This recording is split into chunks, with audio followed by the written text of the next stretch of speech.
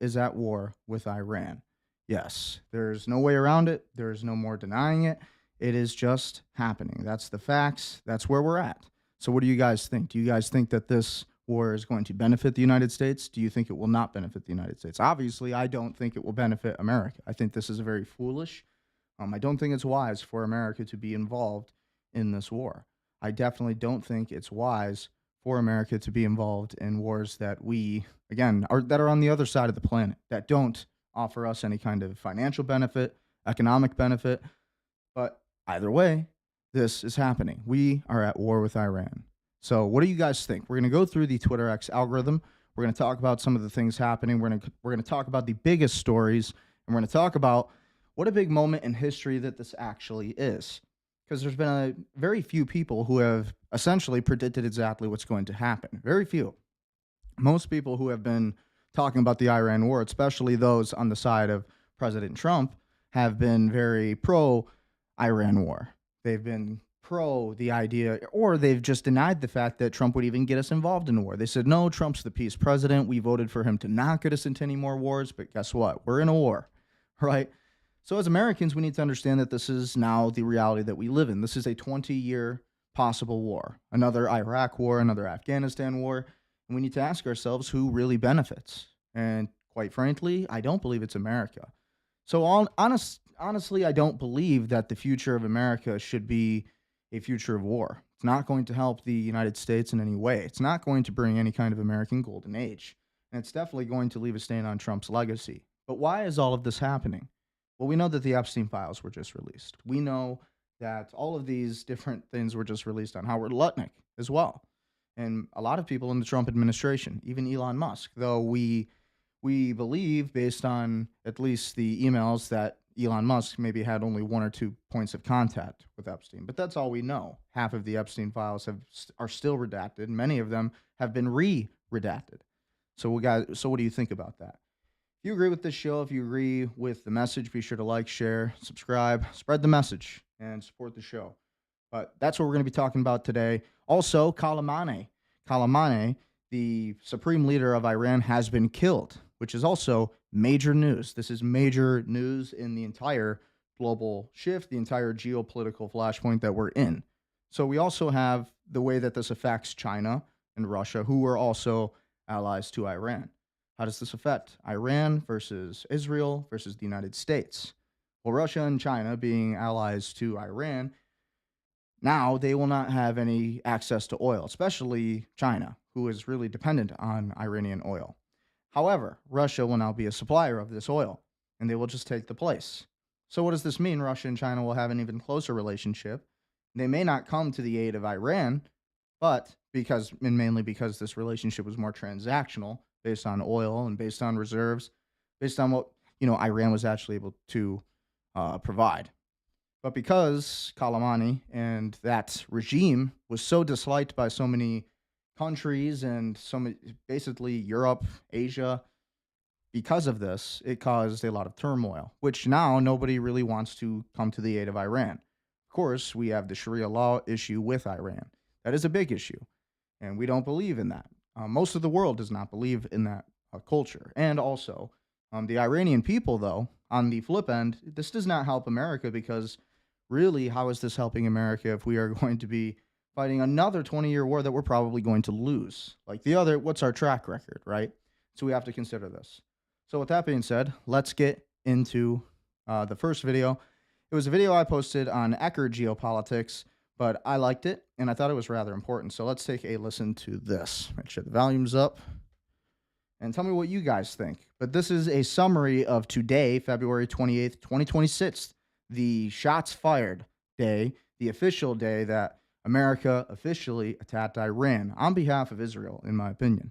Ago, the United States military began major combat operations in Iran.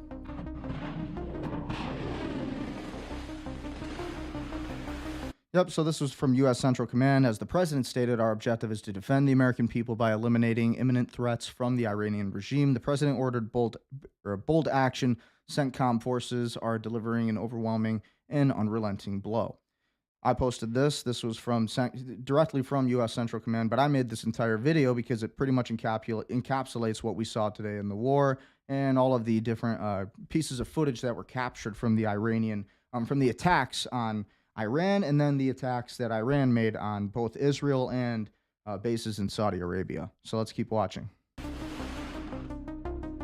So again, this is unclassified footage, and it's showing Iranian strong points, military points, essentially being destroyed by U.S. and Israeli aircraft.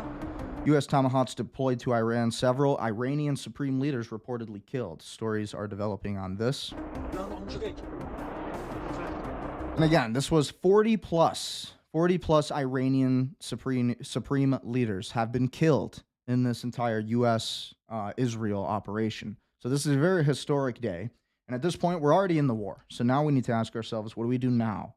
Is this a war we should persist? Is this a war we should continue? Or is this a war that might better benefit Israel and not really America? Maybe we should have a fake war, like Tim Dillon was suggesting. I thought that was a decent idea, a decoy war. Because honestly, what is the purpose of another 20-year war? It obviously does not allow America to have the golden age. At this point, I believe Iran and Israel should fight it out. This is their war. I believe in the Western Hemisphere dominance. I believe in securing our own power through the Western Hemisphere, the Monroe Doctrine. That makes sense, okay?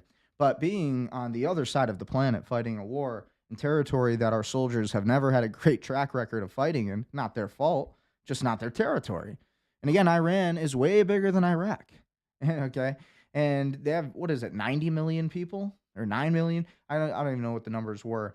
But they have a big military. And it's going to be a fight for the United States. And we're already deploying resources that we really can't afford to deploy. And so that's the truth.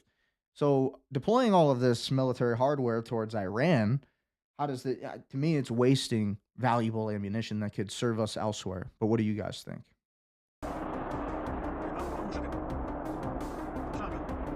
So again, these are U.S. Tomahawks deployed to Iran. Hopefully you can see them in the video here.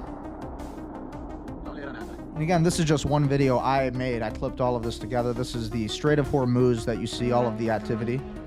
That was Iran striking the Israel high-rise in retaliation for the events. And that was big on Twitter X. We also had Dubai, and again, this was Saudi Arabia. This was allegedly a U.S. base. And then, again, Dubai, Qatar, as they like to say.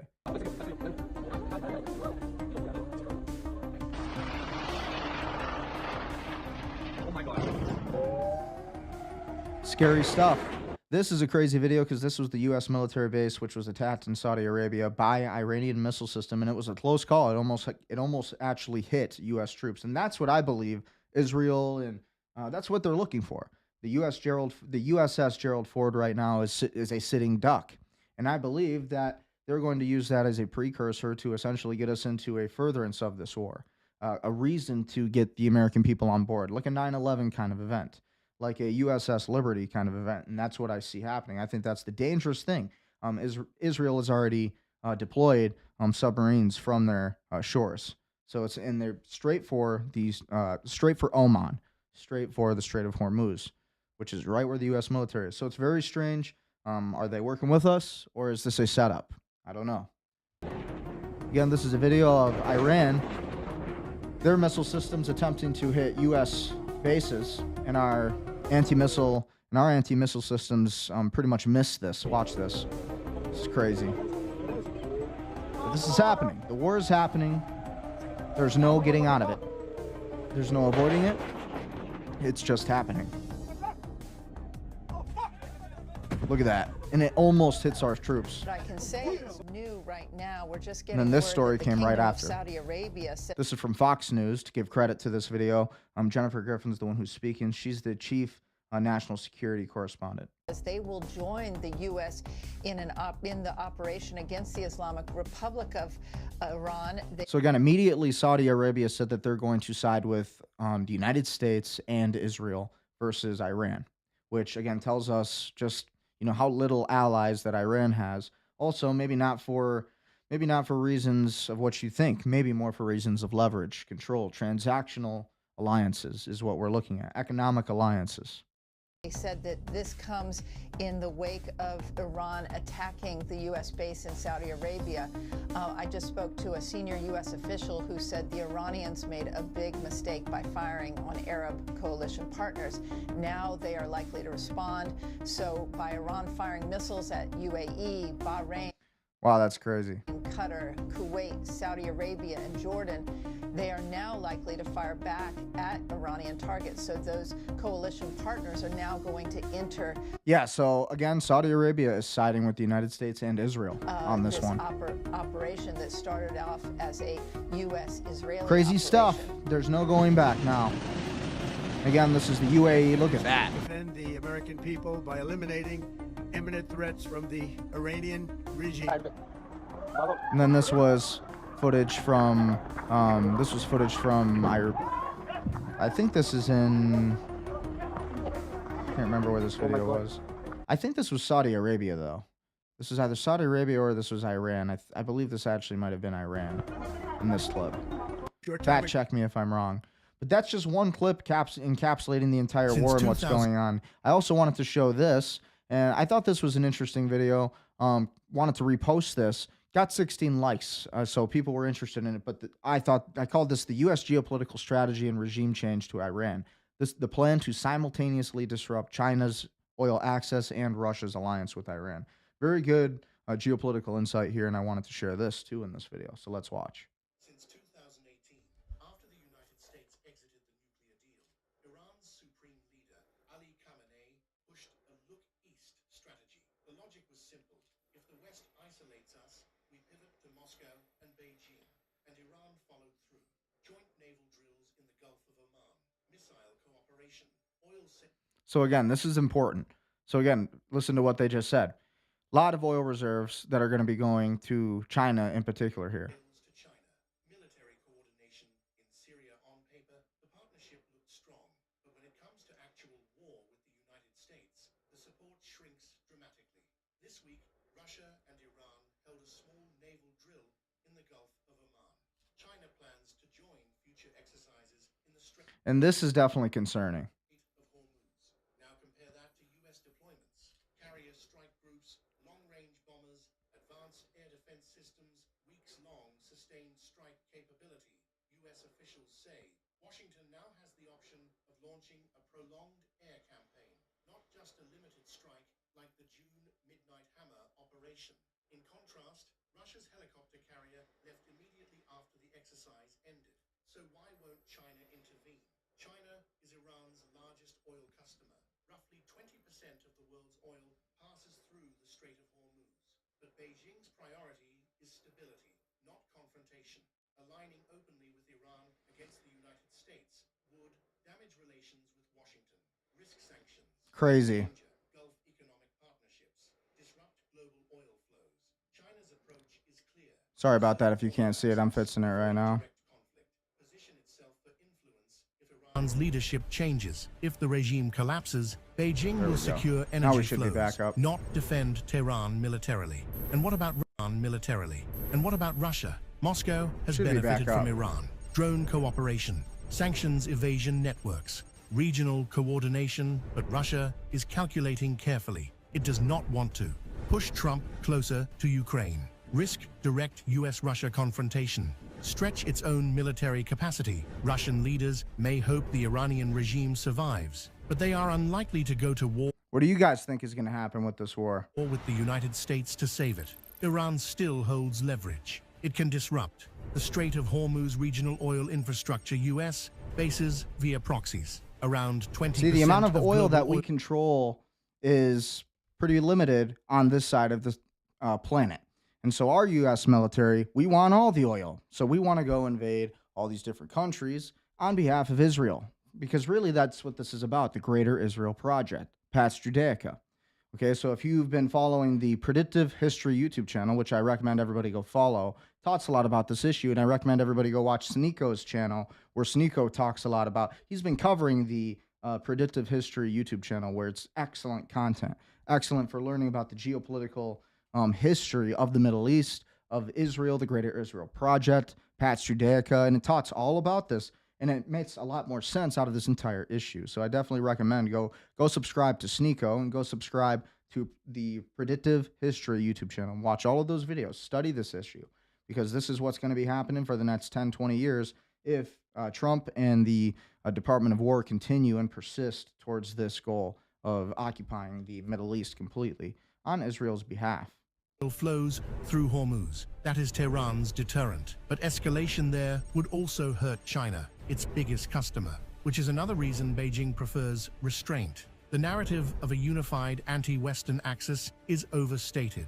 Russia and China share interests with Iran, but they do not share existential commitment. If the United States strikes Iran, Beijing and Moscow will calculate based on their own survival. What do you guys think? Will China and Russia basically do nothing to back Iran, or are we going to see Chinese aircraft carriers in the Gulf of Oman, in the Strait of Hormuz? What do you guys think is coming? Their own economy, their own wars, not Tehran's, and that leaves Iran facing the most powerful military in the world, largely alone. And that was, again, what I believe to be happening right now. And I think that's a very real threat to the United States. Again, Reuters and Israel media have reported that Iran's supreme leader, Ayatollah Ali Khamenei, has been killed. Again, Trump made a Truth Social statement about this, but just wanted to cover this issue real quick. This is Trey Yingst, and he is a Fox News reporter covering the issue happening in Israel right now and what's kind of going down there. So be sure to like, share, comment, and subscribe if you are watching this, and tell me what you think. What do you guys think is going to happen with this entire war? We knew it was coming. We knew the war with Iran was coming. We knew that this was really the reason that Trump was installed to be the president, right? The mission was to denuclearize Iran or to topple the Iranian government. And so Trump was a Trojan horse for this, and we got duped into believing that we were going to have no more wars, right? The peace president. And we wanted this. It's not that Trump was necessarily fully to blame, but it's that the Trump administration and the United States Congress essentially is completely divided. And we don't have that true sense of purpose as a country. So therefore, we have no fealty or loyalty to our own president. Therefore, we have all these blackmailed politicians who are really working for a totally different state, a fifth column. So here's this video from Fox News talking more about the Iranian missiles. 40 plus Iranian supreme leaders killed in U.S.-Israeli operations. Let's check this out. Learned from a senior Israeli security official. Israel assesses that more than 40 senior Iranian security and regime figures were killed in strikes during the opening operation that Israel launched this morning with the United States. 40 plus. Do you think they used the pagers? Because we know Israel used the pagers before. Do you think they used them again? I think we'll learn that there was some kind of operation with that, or there was some kind of drone warfare, or I believe that maybe we even got them in one place. From what we know, Israel's Israeli Secret Intelligence Service, right, ISIS or Mossad, right, the IDF, we can call it, whatever. According to current information, they had basically infiltrated the Iranian security, and basically that's how they were able to undergo this operation. Again, of course, with U.S. military help. If it wasn't for the United States, none of this would be possible for the state of Israel. So it's very sad. Another 20-year war with Iran, or another 20-year war in the Middle East with Iran this time, repeating what we saw with Iraq, repeating what we saw with Afghanistan. Just going to be a lot of blood spilled by European patriots who don't deserve to die for this war, in my opinion. But what do you guys think? Am I wrong? Against the Iranian regime. This official goes on to say this is one of the largest regime decapitation operations conducted in modern warfare history, and that Israeli intelligence managed It's definitely shaken up to be that way, isn't it? to infiltrate the Iranian security echelon, making the strikes possible, this official explained. But again, this news just coming into us, we were able to confirm it, that a senior Israeli You can hear sirens going off in the background in this video if you really listen. official telling Fox News more than 40 senior Iranian security and regime figures were killed. Yes, very crazy stuff. And at the end of the day, it's not good for America. What do you guys think? I mean, I think it's just absolutely horrible. It's very tragic. Very tragic. So so let's look at what's going on Twitter X right now. I always like to see what's going on in the algorithm. This is the newspaper, right? The modern day newspaper is Twitter X. So I focus on Twitter X, okay? Some other people focus on news articles, video per video. I focus on video per video just inside of X and YouTube because that's where you're really going to get the best content, in my opinion. So based on the newest info, here's what we're seeing now. Scotty Jennings fires back at Representative Thomas Massie. I love Thomas Massie. And Marjorie Taylor Greene, love her too, after they attacked Trump over Iran. Quote, she quit, and she's about to lose a primary in Kentucky, explanation mark. That'll be the end of that. I don't consider them to be actual Republicans or part of America. So let's take a listen to this. They're apparently talking about Thomas Massie and Marjorie Taylor Greene in this for not being for the war with Iran, which I'm not for the war with Iran either. Not going to help America at all. The fair question, and Karen raised some questions. Let's play this over. Congressman Thomas Massie also writing, "This is not America first." Do they have a point? No, they don't have a point, and I don't consider them to be actual Republicans, and I don't consider them to be part of the America First or MAGA movement. To be honest with you, they are basically. Is that John Ratcliffe? Oh yeah, that's John Ratcliffe. He was around during the Trump impeachment trials, and wow, can I tell you, man, this isn't good. This is not good for the United States at all. Allied against Donald Trump on everything, whether it's foreign affairs or domestic policy. Because we don't want to be in another war with Iran, though. That's really what they were talking about. And because Trump was blocking the Epstein files from being released. We deserve to know who's in those Epstein files. We deserve to know, Howard Lutnick hanging out with Epstein all the time. Yeah, we want to know. The American people are going to know. We're going to find out. We're not going to stop asking questions. So it's like, F these people. Respectfully speaking, F anybody in the United States government who's not going to allow the American people to speak the truth, which is our constitutional amendment, our God-given American right. We deserve to know what's going on with our president and with our politicians. Become political enemies of the president of the United States, no matter what he does. And that's unfortunate, but she quit, and he's about to lose in a primary. Yeah, I wasn't a fan of Marjorie Taylor Greene quitting. Definitely don't think she should have quit. If you have political power, you need to keep your political power.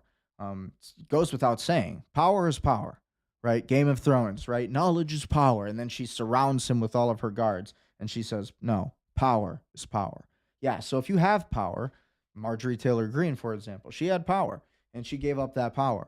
One, I mean, I can understand you believe that the system's broken and that there's nothing that can be done, but at the same time, it's like, why be so red pill? If you are in a position of power, you might as well fight. Might as well fight it out, because that's the stories that end up getting told in history, are those people who stay and fight. Like Trump. Trump fought for a long time. There's only one Donald Trump, though, right? And this is one man. That's another misconception everybody has, is that Trump is playing 5D chess and that Trump is perfect, that Trump has it all under control. It's like, maybe he does, maybe he doesn't. But it doesn't look like he has things under control when we're going to a war with Iran on behalf of the state of Israel. And Israel is going to benefit the most. They're going to be the new superpower and the trade central point of the Middle East because of this war. So ultimately, America it's going to cost us. This is going to be depression level. We're going to be feeling the Great Depression all over again because of these kind of decisions. So very sad. Trump is going to be looked at for this in the future. In 2028, this is going to be negative for Donald Trump and for J.D. Vance especially. Shame on J.D. Vance for not even standing up and saying, no, we don't want to fight another war with Iran. We don't want to be in the Middle East for 20 more years. That makes no sense, actually. But nobody's saying that. And why? Well, everybody's bought off by Israel. In Kentucky. Or they're blackmailed by Israel. Let's remember. That'll be the end of that. If I may, you mentioned what's the justification, and I think it's a fair question. And Karen raised some questions that need to be answered, and I'm sure they will answer them. But look, over 47 years, hundreds of American troops have been killed by the Iranian regime, and it's... Yeah, because you sent us to war in the Middle East when we didn't need to. Because George Bush sent us to the war in the Middle East when we didn't need to go. 9/11 was blamed on a bunch of Muslims when it was Israel, the dancing Israelis. We know all about it. We know all about Larry Silverstein missing work that one day. We know all about Howard Lutnick missing work that one day so we could go and so we could have an excuse to go to war with Iraq. George W. Bush, we're going to go to war with Iraq. We're going to save America. We're going to be patriots by destroying the United States by terrorism and by war, and then we're going to call other people terrorists for doing the same thing that we're doing to everybody else. And then we're going to elect another guy just like me. We're going to call him Donald Trump, and he's going to take you to war with Iran. Then we're going to finish the Greater Israel Project. That's what's happening right now. Seriously. Proxies, and I talked to senior. And it's like, it's such a shame. You see these people just, oh, well, what, Iran's killed so many American troops. It's like, okay, but why? And, you know, is it because we were on their territory fighting a war that we never wanted to be in, that the Democrats had gotten us into? Yeah, that's why. Administration, very senior administration officials today. They had intelligence that the regime was going to fire missiles into U.S. military and civilian targets. They were still enriching uranium. This all sounds like President Netanyahu's script. Like, this sounds like Netanyahu wrote this. They would not give up on that. We had a lot of justification to do this. They tried diplomacy. Iran wouldn't do it. That's not true. Iran was trying to make diplomacy. They were agreeing to denuclearize. But at the end of the day, ultimately, Israel wanted America to fight Iran. And now we're fighting Iran, and Israel's going to be the central point and the main trade route in the entire Middle East. Superpower of the Middle East, the next America. America 1.0. In their eyes, in their subjective reality now. They are winning so hard. Not only do they have this on American soil, we have TikTok being acquired by Larry Ellison, who is also Jewish. We have the president of Harvard, who is Jewish. We have the media companies, who are all owned by Jews. This is not to sound anti-Semitic. This isn't about anti-Semitism. This is about national security and counterterrorism 101. If we actually care about the sanctity and the strength of the United States of America, then we can't be getting ourselves into wars that we can never get ourselves out of. And so it's only going to cost the American people. It's only going to cost the American taxpayer. Not going to help anybody. Going to crush entrepreneurship and business in America. Forget about that. The only people who are going to win are those who are investing in oil. All the oil ETFs are going to be going up big time. We all know that. They're having a good day. Anybody investing in oil futures, just a shout out, just a heads up, just a little tip. Oil futures, they might be worth investing in. Acted to save American lives. That was the justification. So, yes, we're in a war with Iran. It's official now. There's no more hiding it. There's no more hiding it. Khamenei has been killed in these operations. Iran is mourning, scenes of tears and shock across Iranian streets after the announcement of the death of Supreme Leader Ali Khamenei. Sorry if I butcher these names sometimes. I just like to read fast. Iran declares 40 days of national mourning following the death of the leader of Islamic Revolution. So these are the people who had fealty to Khamenei.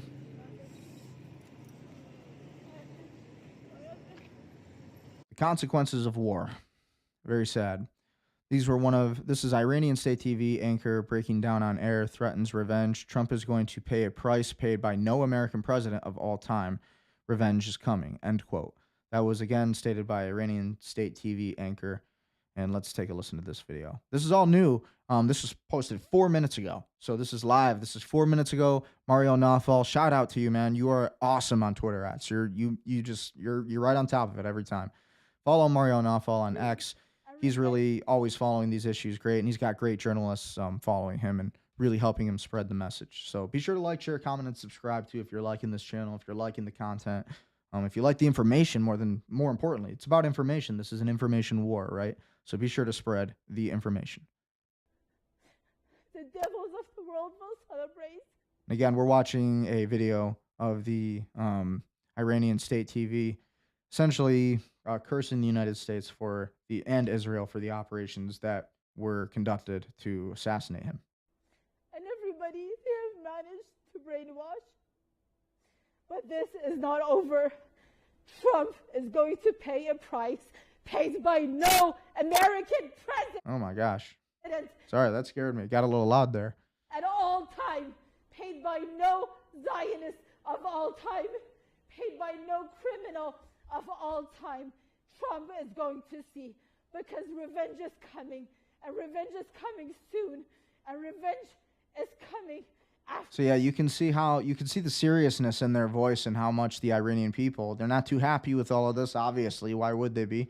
Because this is a war that was unprovoked. This is unprovoked. We're the bad guys. America, this time we're the bad guys. This is like Vietnam all over again. We're going to pay a hefty price for this. I highly, highly implore any U.S. military veterans, any soldiers that are going to be getting deployed. I don't know, man. Maybe I'd be willing to get stop lost or something. Maybe I'd be willing to not go under these circumstances. Because why? You know why? We are just being thrown into a war that nobody wants to be in. It's not going to be good for us. Israel should be fighting this war. Israel's U.S. troops should be going out there fighting this war. We should be seeing the Israeli bases being, well, we don't want to see anybody getting attacked. But what I'm saying is we should be seeing Israel fighting this war against Iran. Okay, not U.S. troops. Absolutely not. But again, let's go on with the Iranian state media and their remarks towards America and Trump. Trump, after everybody who facilitated this assassination, he will pay the ultimate price. And it's not only by the millions of Iranians, it's not only by the millions in resistance countries, it's also by those who have newly joined the resistance. Very sad. It's very sad for everybody. You know, I mean, I'm not some Palestinian. I'm not pro-Iran. I'm pro-America first. I don't believe we should be in another war in the Middle East. How does it benefit us? Zero. None. Like, absolutely nothing is worth going to this war. There's just no reason to fight it. And we don't have the capital to fight it. We're $37 trillion in debt, $38 trillion in debt. Every single day we're getting more and more in debt. And Trump wants to talk about acquiring Greenland. We want to talk about all of these ambitions, Cuba. But then we have this happening. There's no way. We don't have the military capacity. And again, actually we do. But it's foolish. War is what destroys great empires. And this is the strategy. This is the great replacement. This is the Kalergi plan in action. This is the real plan. This is how things actually work. This is what's going wrong.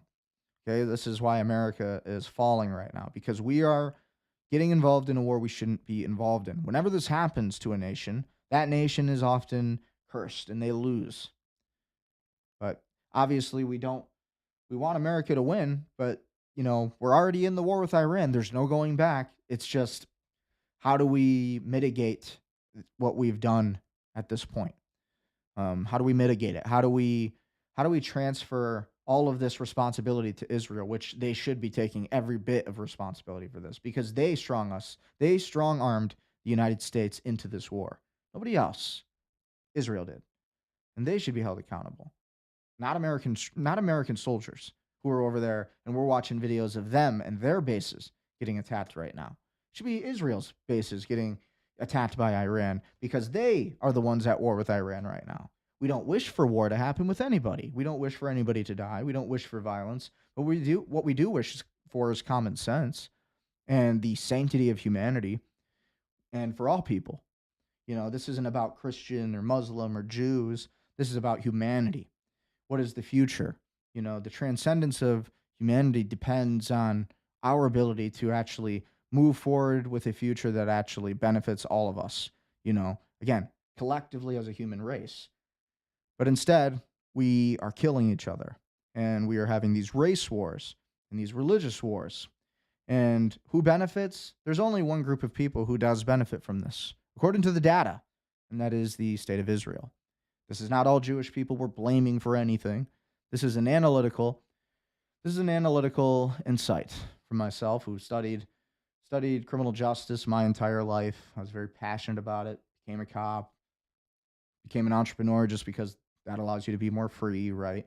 You do all these things, and just from my research, my analysis, it appears to me that Israel is the only country who's going to benefit from all of this. They are going to be the next global superpower. So again, we played a lot of these videos in the video I showed you in the beginning. But again, here's that video again of military troops sharing wild footage capturing a moment the U.S. missile launches to intercept an incoming Iranian projectile misses. So this Iranian missile gets right through these defense systems. Again, we already watched this, but it's still crazy to watch. Still crazy to watch. This could have been U.S. troops. Why is this not this? Again, we don't wish for this to happen to anybody. My point, though, is that this shouldn't be America enduring this right now. This shouldn't be United States troops in this video. This should be Israel in this video. Sorry, but it's true. I mean, this is not our war to fight.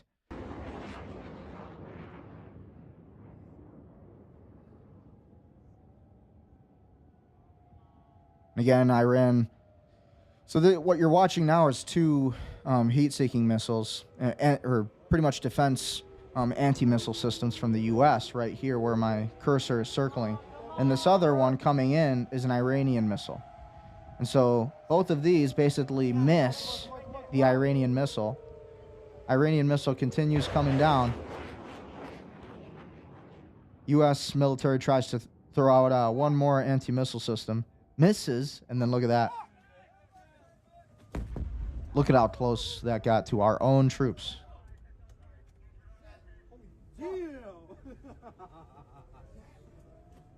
Crazy part is that these guys are laughing. And again, this is from the Raw Alerts account. Be sure to follow Raw Alerts. Great account for following information on X and what's kind of going on. Wanted to save this too. I kind of wanted to go through this. The CIA spy reveals a wild take on these global elitist events that most people will be shocked to hear. Trilateral Commission, World Banking Power, Rockefeller era, population debates. Why these conversations will still come up whenever global influence is discussed. This is from Julian Dorey. He's been, I just started seeing him pop up in the algorithm pretty much right after the Epstein files were released, but great account to follow. Be sure to check out some of his content, but let's listen to this video. We'll listen to this one people for sure. Below them too, but what percentage of the Trilateral Commission, if you had to broadly guess, do you think is influenced by bankers around the world? Oh, all of it. Yeah. Yeah, all of it. Sure. The reason I love this guy. He's very smart. I asked that is because, again, I love this supra term that Tucker came up with. I think it's a great spot visual, on. right? Yeah. So presidents of the power countries around the world. Remember, if you guys are tuning in, be sure to like, share, comment, subscribe, spread the information. This is an info war, right? So we got to awaken the masses. All the ones that actually matter at the UN, right? So think like US, China, Russia. And then, the people below them too. But above that, you got, let's say, the fixer class, like the Epsteins of the world, who really hold the power to pull the strings on the Peasant right here, who are the presidents and kings and all that shit. And then above that, you have the people who finance them. Yep. And the people who finance them Rockefellers, as bankers, Rothschilds. if you want to look at this Soros. way, and it's fair to do it right now, look at things like financing wars to make money and profit off death, which also we could even get into the conversation of them trying to manage population control in doing so. Is that a ridiculous statement? I think that's a conversation that ought to be out there. Yeah. For the What public. makes you think we should have that conversation? Like what Because everybody's getting caught. kinds of things that you've heard? Population control and even the reverse of that. Because Bill Gates is being exposed for saying it, that he wants to lower the population to 0. Is something that is now making headlines. I read an article just in the past week or two that China likely does not have 1.1 billion people, that they've consistently lied about their population. What do you guys think about the China narrative? Do you think we're seeing a lot of propaganda? Like, do you think China really is the rising city? Maybe if anybody's been to China, let us know in the chat. If you've been to China, if you see what's really going on there, is it propaganda that we see on Twitter X, right? Is China, is Hong Kong really the city of the future, or is actually everything that we see a controlled surveillance state, a hyper surveillance state? I think it's a little bit in between, right in the middle, right? That's kind of where I see the truth being. What do you guys think? And that they probably have something closer to 650 million or 700 million people, but they want the rest of the world to believe that they have all these people because it makes the case for these strong economic numbers that they're always putting out, which also are probably not true. A country like Greece. Made sense because there's a lot of high rises in China that are completely vacant.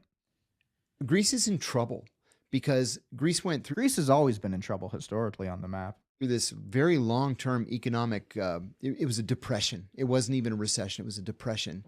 And so much of the educated middle class, doctors, lawyers, engineers, businessmen, they just left. They went to the US, the UK, Australia, Canada, Germany. And so there almost is no middle class or no upper middle class in Greece. It just left. Well, and that's happening in America. all the entrepreneurs are going somewhere else because it's too expensive to do business in America. The company Ripple, XRP, they almost left America. Almost became a completely foreign company. The SEC nearly pushed out the company Ripple from operating in the U.S. It's a U.S. company. And that's why you do see Amazon and all these other companies like Tesla, they go to China because it's cheaper to manufacture their products there, right? That's why you see a lot of the Democrats, you see a lot of entrepreneurs being very Democrat leaning, right? They understand that importing. Let me give you a little reference real quick. As an entrepreneur myself, let me tell you, a CEO, you find foreign talent in the workspace, in the entrepreneurial space, in the freelancer space, on Upwork, on online.ph, right? All these different websites. You can source all this foreign talent. Wouldn't it be easier if these people just lived right in America to build your cars for you and to do all this stuff, and you had their complete loyalty, and you could pay them at an extremely low price, like way too low of a price, kind of like you see on Upwork, right? You see it on Indeed. You see it everywhere today, underpriced, right? But you bring these people over here now, it's like you can pay them even less, and they'll work because they want to live in America. So it's a great deal for the foreigners and the illegal immigrants who are coming into the United States today because they're getting everything handed to them by the ruling class, right? Because again, we're getting the middle class, the upper middle class, like he's saying right here, are getting pushed out of the economy. The economy then is unsustainable because there's nobody there to create jobs. There was a piece years ago in the Washington Post saying if you look at the shrinkage in Russia's population, if it keeps declining at its current rate, you're going to like this. In 150 years, there won't be any Russians. They just won't exist anymore. What's the State Department? Russians, talk about Europe. Look at Europe being completely overtaken by illegal immigrants, literally boats just waving in to the shores, just like coming in. And you have Israelis who are sitting there, part of these nonprofit NGO kind of DEI programs, and they're saying, hey, illegals, come on in. And if you don't believe me, we'll pull up the video after this. I can pull it right up. Type it into Twitter X if you want to do it yourself. Just type in Israelis on UK beach or something like that. Israelis allowing immigrants in. Type that into X, and you'll see exactly what I'm talking about. And it's a video of this NGO group, it looks like, and it's an Israeli. They're from Israel, and they're welcoming in all these illegal immigrants who are coming in on like literal boats. They're coming in on boats, like a pure invasion, and these Israelis are just letting them in. This is real things. This is real. So we're talking about Russia, how Russia might not be Russia. It's like, well, let's talk about the UK. Let's talk about Scotland. Let's talk about Ireland, where my people came from, right? Let's talk about Germany. Let's talk about all of the white countries. What's happening to the white countries? They're getting completely annihilated right now by illegal immigration. And the illegal immigrants are getting all the jobs. So again, all the natives to these countries, it's not that these people are racist at all. The natives are getting pushed out. And all these refugees are getting let in, and they're being given all the benefits. And that is what's happening. So ultimately, that leaves us to say, and that leaves the argument. The counter argument is, well, Americans need to work harder. Well, America was never America. Well, America is not a white country. And it becomes these different arguments. But it's like, well, actually, that's not true. America is a white country, right? And again, this has to do with what he's saying in this video, because he's talking about how Russia may not be Russia one day. And it's like, well, that's more of the problem that we're seeing with Europe today. Again, the Great Replacement, the Kalergi Plan. Type it into Twitter ads in the search bar. Tell me what you find. Gonna do that. I know, right? Then out. what do you do? Now, of course, immigration changes that calculus, but That's exactly what I was saying. Let's listen.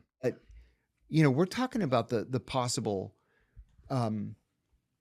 What's the word? The possibility that countries just can no longer remain viable as countries.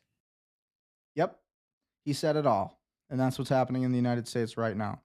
We got another video from Psyop Anime. He did, in fact, send it all.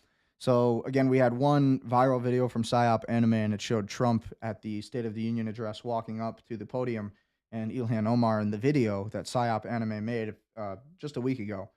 It shows Donald Trump walking up to the podium, and Ilhan Omar is screaming, seething. It's basically repeating and showing you what happened at the State of the Union address when Ilhan Omar was, screaming at Trump, along with Rashida Tlaib.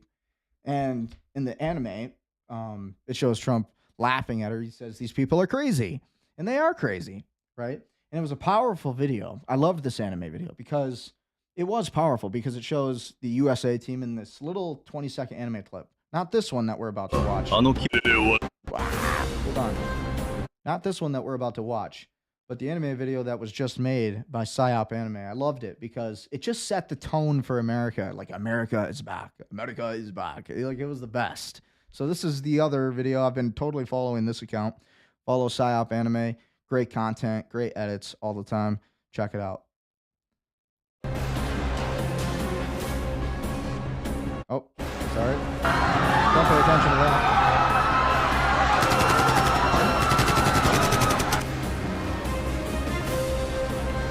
Again, I think this so accurately depicts what's happening in the United States today. You have Trump, basically like a superhero, forced to kind of make these decisions.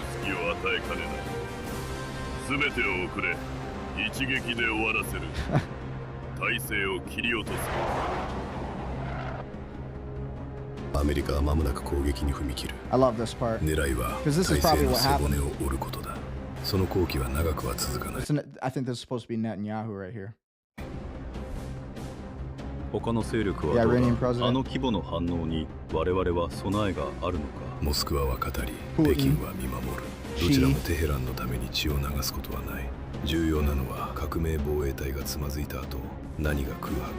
Again, it shows the intelligence operatives. As long as your Iron Dome holds. Gotta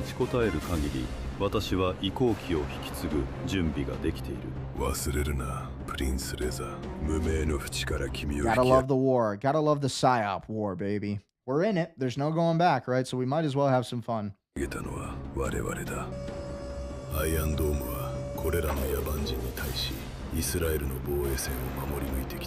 No, Israel are the barbarian. Israel is the barbarians, but that's okay. We still love this edit.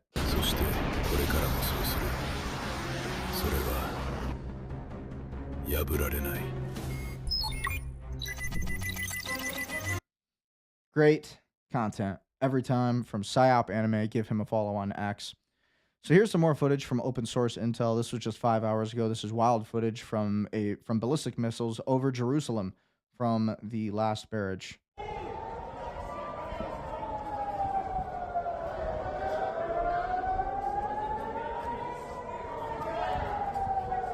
Again, this is in Israel. That's happening. It's all going down.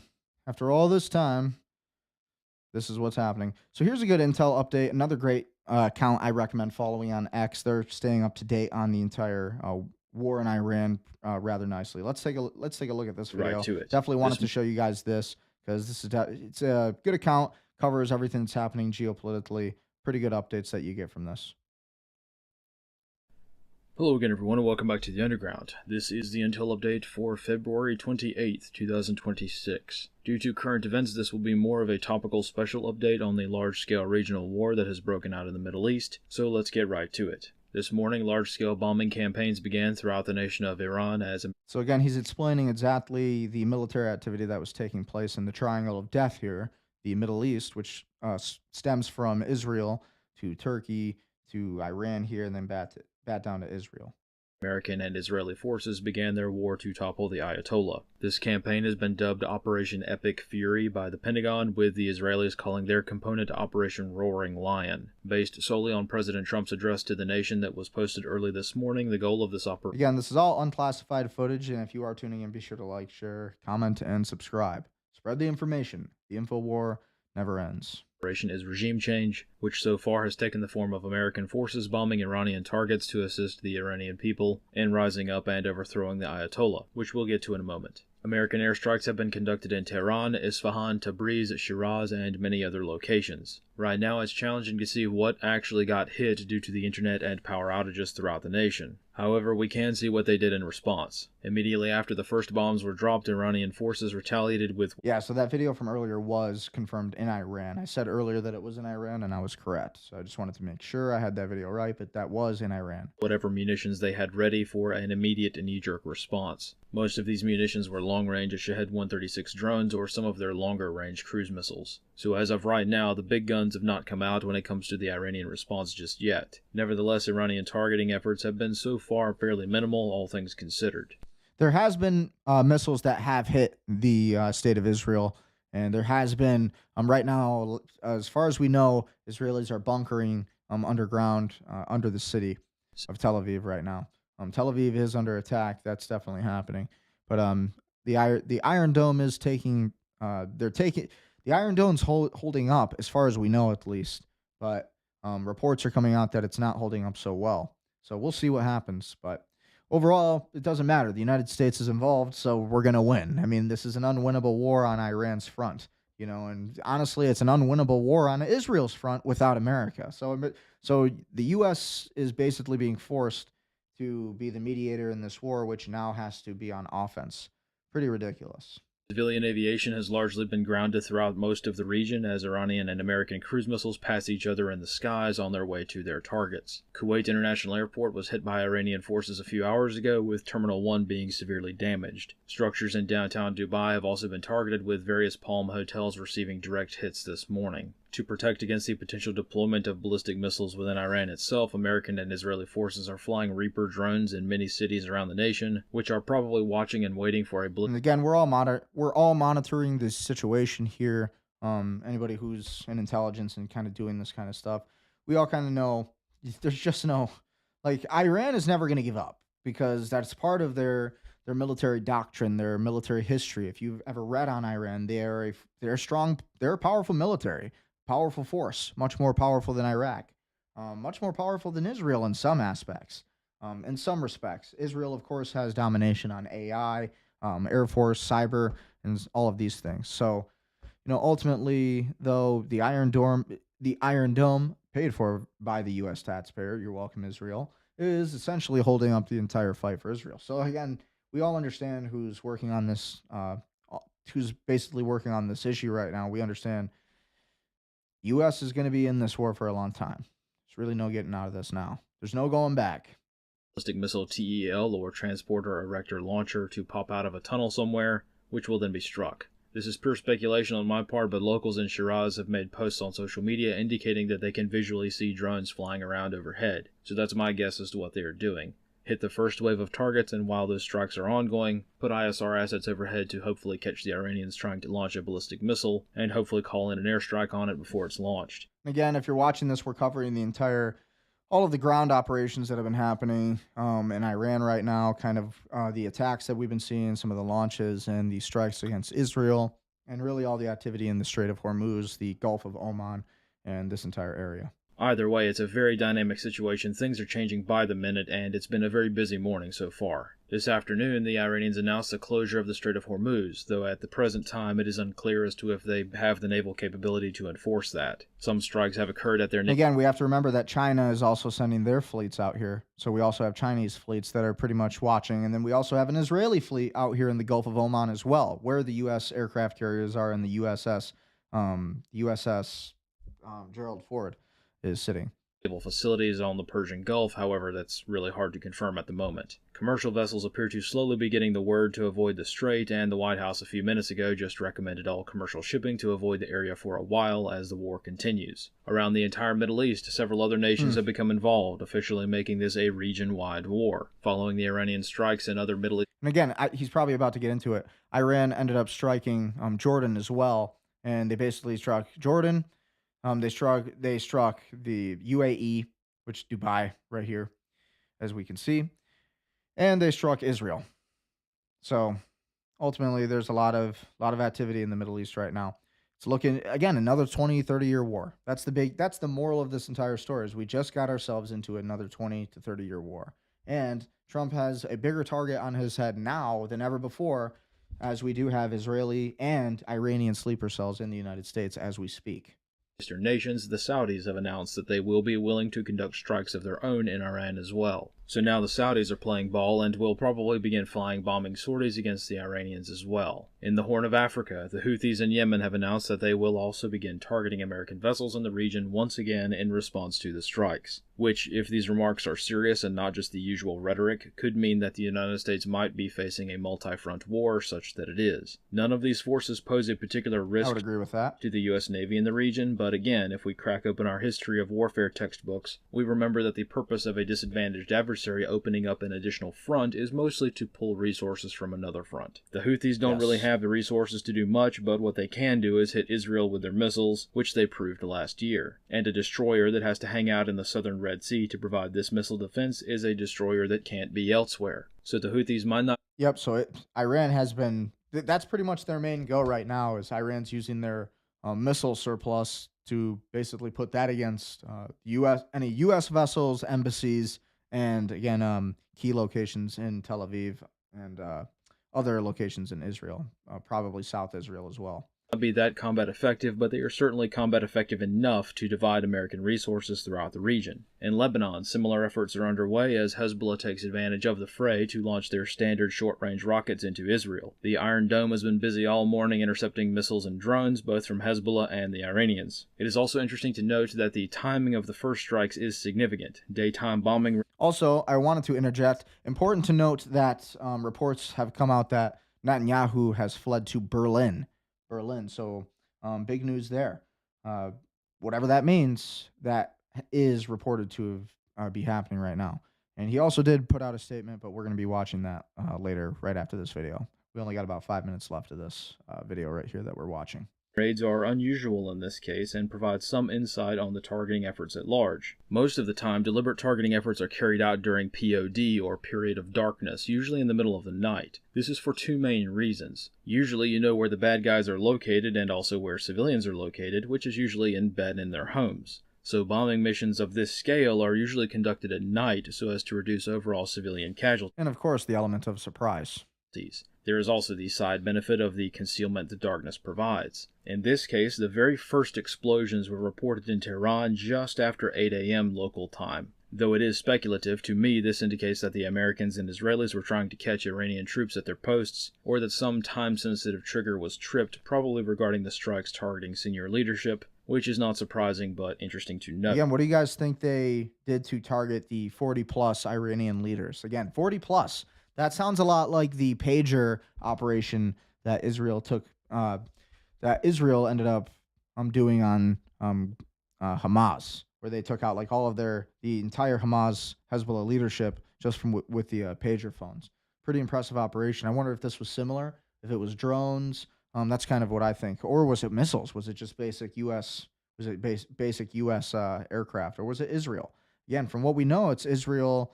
Israel allegedly, reportedly, infiltrated the Iranian security, and that's how they were able to do all of this. But what do you guys think? What do you guys know? Am I wrong?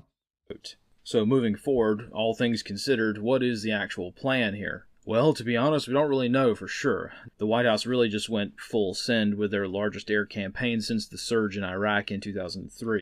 Like, do you think Trump is implicated? Like, how implicated is Trump that we have to be in a full-fledged war with Iran, another Iraq 2.0? And this is the guy who ran on, like, ending wars. Like, he ran on not getting us into a war with Iran. The only thing he did say to suggest that he was going to get us into a war with Iran is that he was going to demand that Iran end their nuclear program. And that was one key piece of evidence that I think a lot of Trump supporters missed, is when Trump said, I am going to end the... Sorry, we just got a weird comment there on a different platform. But he said, I'm going to end the Iranian nuclear program. And he said this. This was a massive statement that was made by Trump. And so it affected everything in the future that we're seeing now. So it's one thing we missed. It's one thing the Trump, the MAGA audience, the America First audience even, they missed it. The only guy who really caught it was Nick Fuentas. And then now he's basically the big shit, right? Because he's the one who was saying it first. And God bless him for it. While all these other people were cowards and weren't willing to. So let's go on. without really fully explaining the why behind it all. So as of President Trump's address this morning, this whole thing is about regime change and openly encouraging a revolution. In terms of how this seems to work out, it's Quite anyone's... literally, Trump actually did say to the Iranian people that I'm, in quote, I'm giving you the opportunity to take back your freedom and to overthrow your government. He literally said that, and we're going to watch that clip in a minute. Yes, the U.S. could simply bomb all military hardware in the country and just walk away and leave the smoking crater for the civilians to deal with, which certainly seems like that's the plan right now. Right now, it looks like the general plan is just to bomb everything and not really care about any power vacuum that might arise if and when the Ayatollah and his government falls. Because as of right now, the United States is trying to push Iran into a submission. The United States is trying to push Iran into a full-fledged submission. Denuclearization, no more enrichment, no more self-defense is what that actually means for the entire state of Iran collectively, right? And so the reason this is a problem is because this is kind of unprovoked. Outside of the fact that, yeah, we've had threats from Iran over the years and we have our issues with them, this is not a war we should be fighting. Again, I keep reiterating this because it is so important to, make it so clear. We should not be in the Middle East at all fighting this war. This is a war between Iran and Israel only. And if the United States was not involved in this war, I honestly don't know how much support Israel would even have. I don't know how well Israel would be able to defend themselves without America's support. So Israel is working. They're taking advantage of the American alliance, whatever you want to call that. And they're taking advantage of buy-offs and blackmail, and it's working because they were the more responsible people. And again, our politicians were not. So they did stupid stuff when they secured their power, and they allowed themselves to become corrupted, incriminated, and now they are completely owned and occupied. This is what happens. And now, look at the map. This is what we have now because of a bunch of irresponsible politicians. This is not a certainty. Israeli-controlled media aside, there are no reports on the Ayatollah's whereabouts or what his status is. The U.S. bombed his official residence in Tehran during the first wave of strikes. However, he hasn't been living there for some time. Yeah, it is important to note that only the state of Israel, the Israeli press, Reuters, and Trump and Al Jazeera. A lot of those outlets were reporting that Khamenei was killed and assassinated in this operation. But do we know that for sure? We don't know that for sure. We always have to ask questions. We have to go where the facts lead us. Bunker to the north for He could still be alive. Several days at least, and there are no indications of whether or not we actually hit that site just yet. But again, until more information comes out, it's impossible to know where the Ayatollah is at the moment. On the home front, as a result of the regional war that has broken out in the Middle East, threats within the American homeland are elevated. I know that everyone is concerned about the potential for sleeper cell activations. Oh yeah, throughout the United States. Oh, it's gonna happen. It's any day, any day. Pretty much at any time. It's probably happening now as we go back in the X algorithm. Over the next week to the next month, you're gonna see a series of terrorist operations happening in the United States. Some of these events will be actually conducted by the state of Israel, provocateuring and masquerading as Iran. And then there will actually be real Iranian sleeper cells. So there will be a mix of both. We're at a war with both Iran, with Israel, and with pretty much everybody, with China, who's buying up American land, farmland particularly, and then we have the illegal immigrants who are also coming in, the Somalians taking over Minnesota, Minneapolis. Again, once were very Scandinavian states, right? Very white European states. Now they're not. And they're just filled with fraud. Okay. But the point of this entire argument is that this is what happens when we get ourselves involved in wars we shouldn't be in. We are seeing a collapse of an empire, the United States empire, because of this war. Right now, this has been a very infamous threat for many, many, many years. However, this is also always an unknown risk that we can't really do a lot with in terms of mitigation. If the sleeper cells are real and they are activated, there's not a whole lot the average American can do about it. It would make sense for these cells to exist, surely they do, but in terms of how many and where they're located, it's going to be impossible to know for sure. The first time the United States struck the Iranian nuclear program, nothing really happened, no sleeper cells were activated. Again, what do you guys think about all of this? activated throughout the U.S., so there is some credence to the argument that this is kind of an overblown threat. However, once again, we're in a very dynamic and very dangerous world these days, so it would be wise to just consider that, yeah, there are probably some at least lone wolf attack plans out there just waiting to go into the operational phase. You can guarantee that. More broadly, no matter where you live, you need to be urgent of that. You need to be paying attention to that. Say that as a cop. See it everywhere. It's happening. It's real. It's going on. You need to have your guns. You need to have money. You need to enrich yourself, whether it's through entrepreneurship and business. You need to head for the hills. Get your guns. Start a podcast or something. Spread the word. Share this video. That'll help. And ultimately, you need to just protect your family because now we're in it. And who knows? I mean, I recommend people get out of the cities because that's where a lot of shit's going to go down here in the next few months as retaliation attacks hit from the state of Iran. If you're caring about self-awareness and your safety, be careful where you're going. Public places, you need to be watching out for these things. That are presented by various factions within the United States are a lot more clear. It is far, far more likely for a far-left Reddit tier terrorist to conduct a lone wolf attack over this due to their own radicalization, rather than a deliberately planted sleeper cell agent. From my wheelhouse, this is the risk that is worth focusing on and being aware of. There are a lot of crazy people out there, people who desperately want to use violence for some political cause, even one that they might not have any skin in themselves. Other than more kinetic terrorist attacks, protests and demonstrations are likely to break out in the usual places, and this morning the London Metro Police announced several pop-up demonstrations taking place throughout the city, which have caused travel disruptions for many people. It's Saturday and perfect protesting weather throughout most of the United States and Western Europe, so that's probably going to be on the menu for the next few days as airstrikes continue. This is most certainly not a one-and-done strike. Again, that also tells us, be careful if you're flying. Have common sense. Don't be flying today with the things that are going on. Self-awareness. Pay attention. Don't be a part of a statistic. Clear facilities like we've seen before. This campaign will last at least a few days. Similarly, in the U.S., we will probably see protests break out in the short term, with more organized efforts continuing as the war drags on. Once again, I want to be explicitly clear that we do not know the true scale of this operation. This could be a drop in the bucket, or it could transition to a much more substantial campaign. We just don't know. This has not been explained to us by our government, and we're just having to watch this like everybody else. Horrible. The next satellite passes of the region are a few days Great analysis, though, right?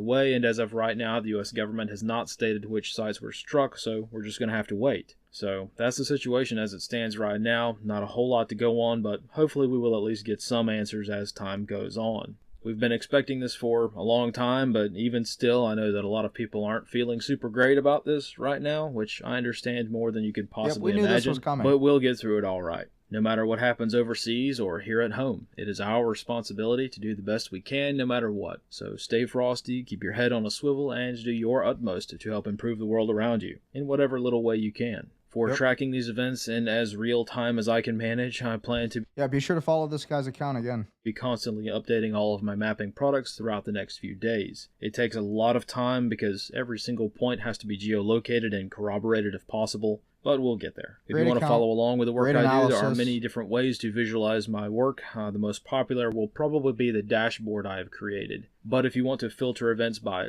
type or date, or if you want to... Again, this account's called S2 Underground. S2 Underground. Be sure to follow him on X. He's giving breaking news on Iran and everything happening in the Middle East. Covers all the geopolitical military movement happening in the area. And we like to cover those things. Create your own sort of dashboard arrangement. Just viewing my online common intelligence picture is probably what you want. And of course, if you are a user of ATAC, I also publish KMZs of all of this, which can be easily imported as needed. So that's all I have for today. I will hope to provide more information in a standard wire report as it becomes available. Be sure to go follow his account. Again, that's S2 Underground.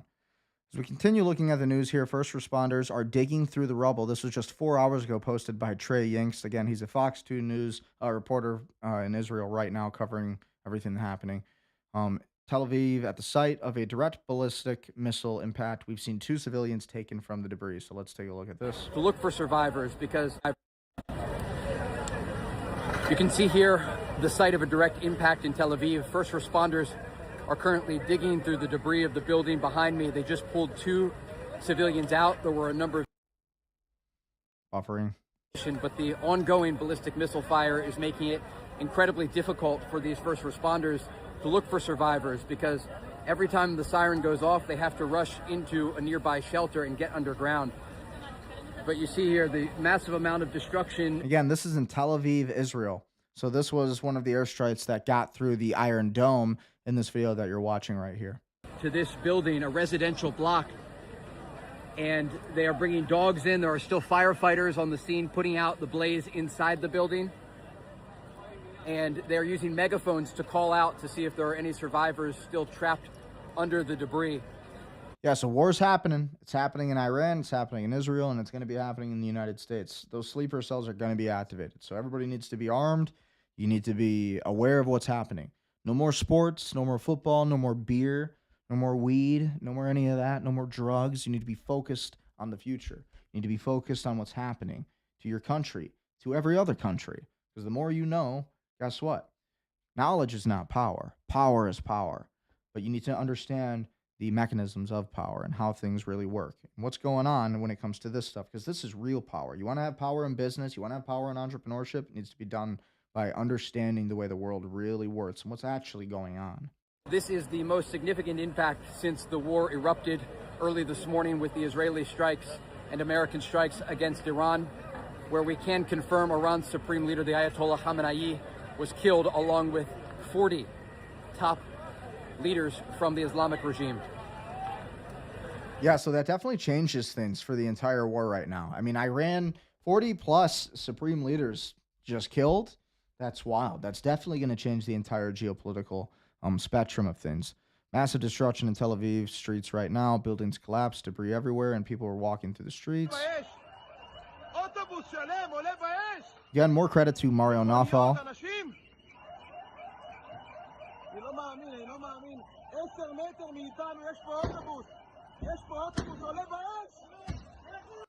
Again, that's happening in Tel Aviv, Israel right now. And I thought this was a good clip too, but go to this account, go to this Solari report by Catherine Austin Fitz. I think she's great. Has a lot of good content. I've been following a lot of what she's been saying. She's been covering the war a lot and what's kind of going on. That definitely covers like financial coups d'etats and kind of how it works with economic collapse, regime change, and how we've always done it as the United States government, as the military, right? Okay, and awesome. I was really excited to watch this clip. S-Clips posted this. This was a repost of Nick Fuentas explaining the geopolitical situation in the Middle East right now. It's a 4-minute video, but it's definitely worth watching. Let's take a look at this. They control. All that's left is Iran. Once Iran is out of the picture, Israel dominates the whole region. Israel becomes the only nuclear power in the region. They control the U.S. government. Yeah, this is why this is such a problem. Okay, with Iran being the number one, with Israel being the number one power of trade. Here's Israel. With Israel being the number one power of trade, how do you think that affects it? If they're going to control the entire Strait of Hormuz right here, right, the entire Strait of Hormuz, then that's going to put the United States in a bad spot. We're no longer going to have that leverage. Israel's basically going to control the entire Middle East. So he's about to talk about that. Let's listen to what he has to say. They have immense influence in Saudi Arabia, the Emirates, Bahrain, Qatar. They control Syria and Jordan by proxy effectively, and Iraq.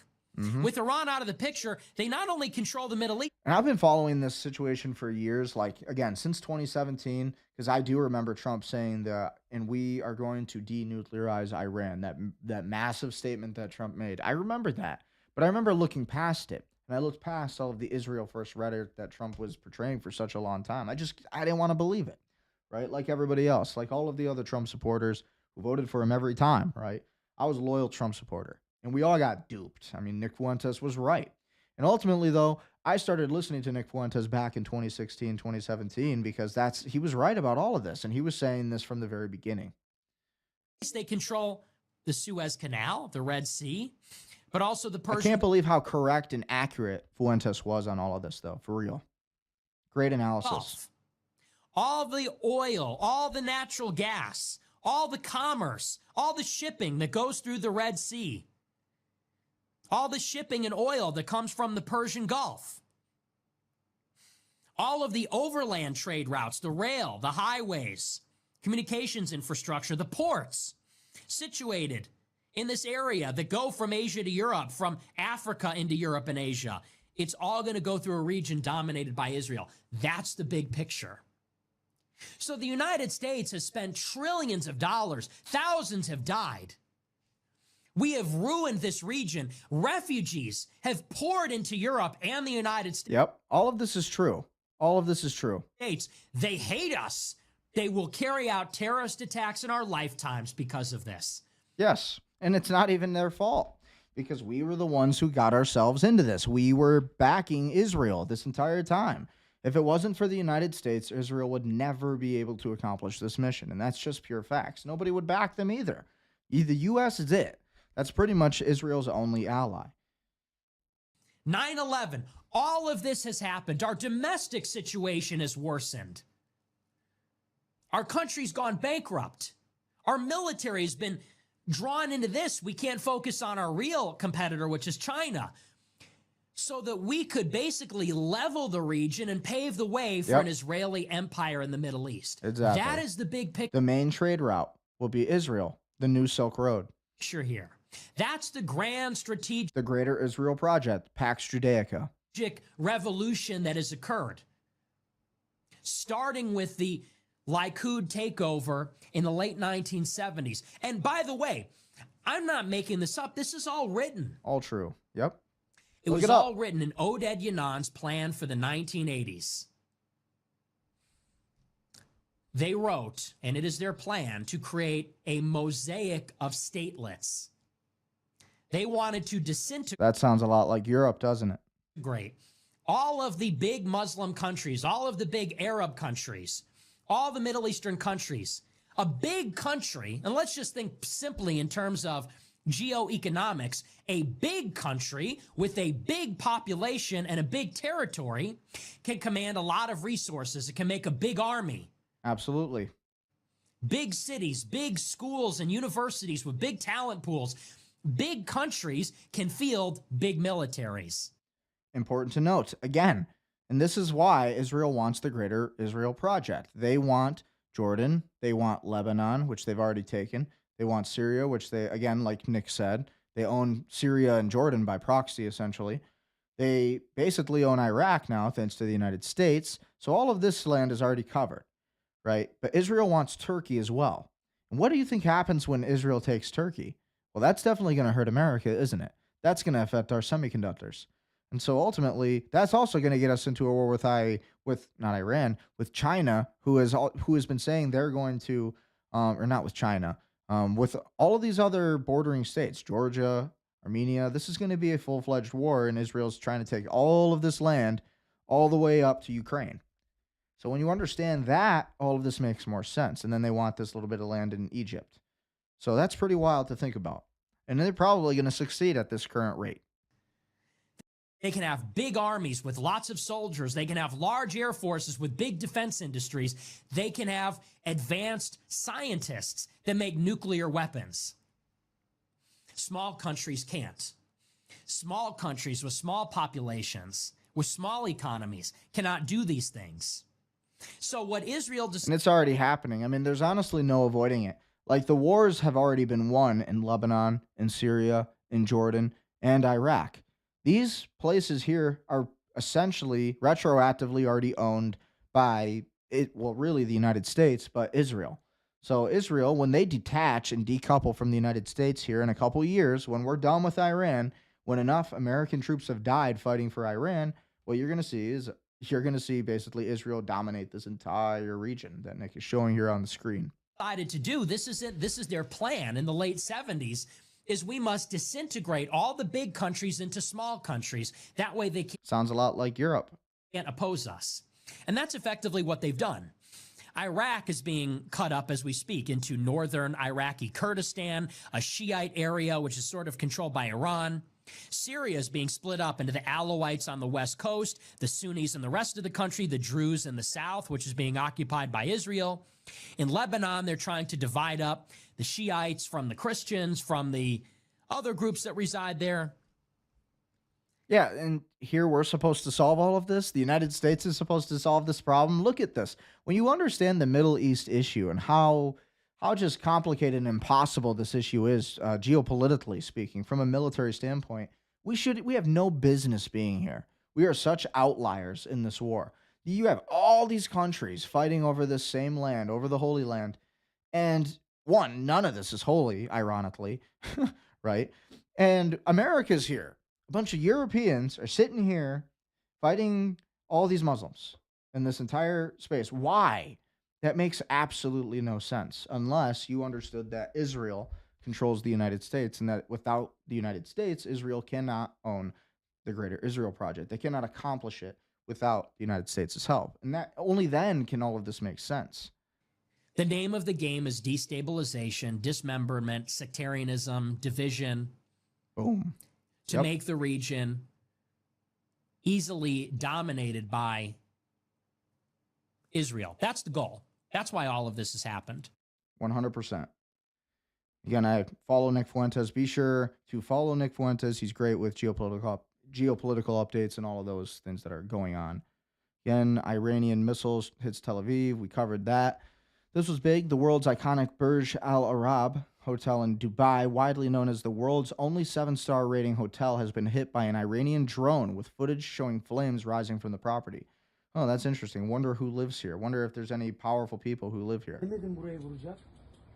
Crazy. Let's take one more look at this video.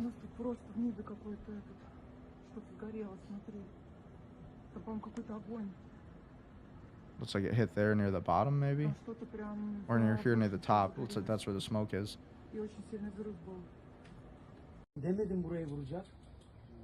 Okay, I guess it was. Yeah, I guess it was the bottom. Bottom of the building. Pretty scary stuff. Let's see. Let's look it up. Let's grok it. Who lives here? Who lives in this place? Why was this place targeted? Why was this targeted? Who lives here? That might be... Sorry. Terrible at typing.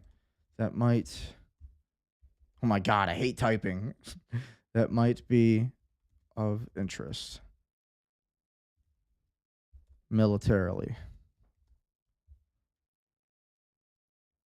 Okay. Let's just see what it says. I asked, why was this place targeted? Who lives here that might be of interest militarily?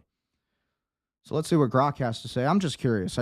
Does Andrew Tate live here? We know Andrew Tate lives in the Middle East. And I thought the reason I'm asking is because Andrew Tate's place looks pretty similar to, I don't know if he lives here or not, but it looks like this could be like a place he lives.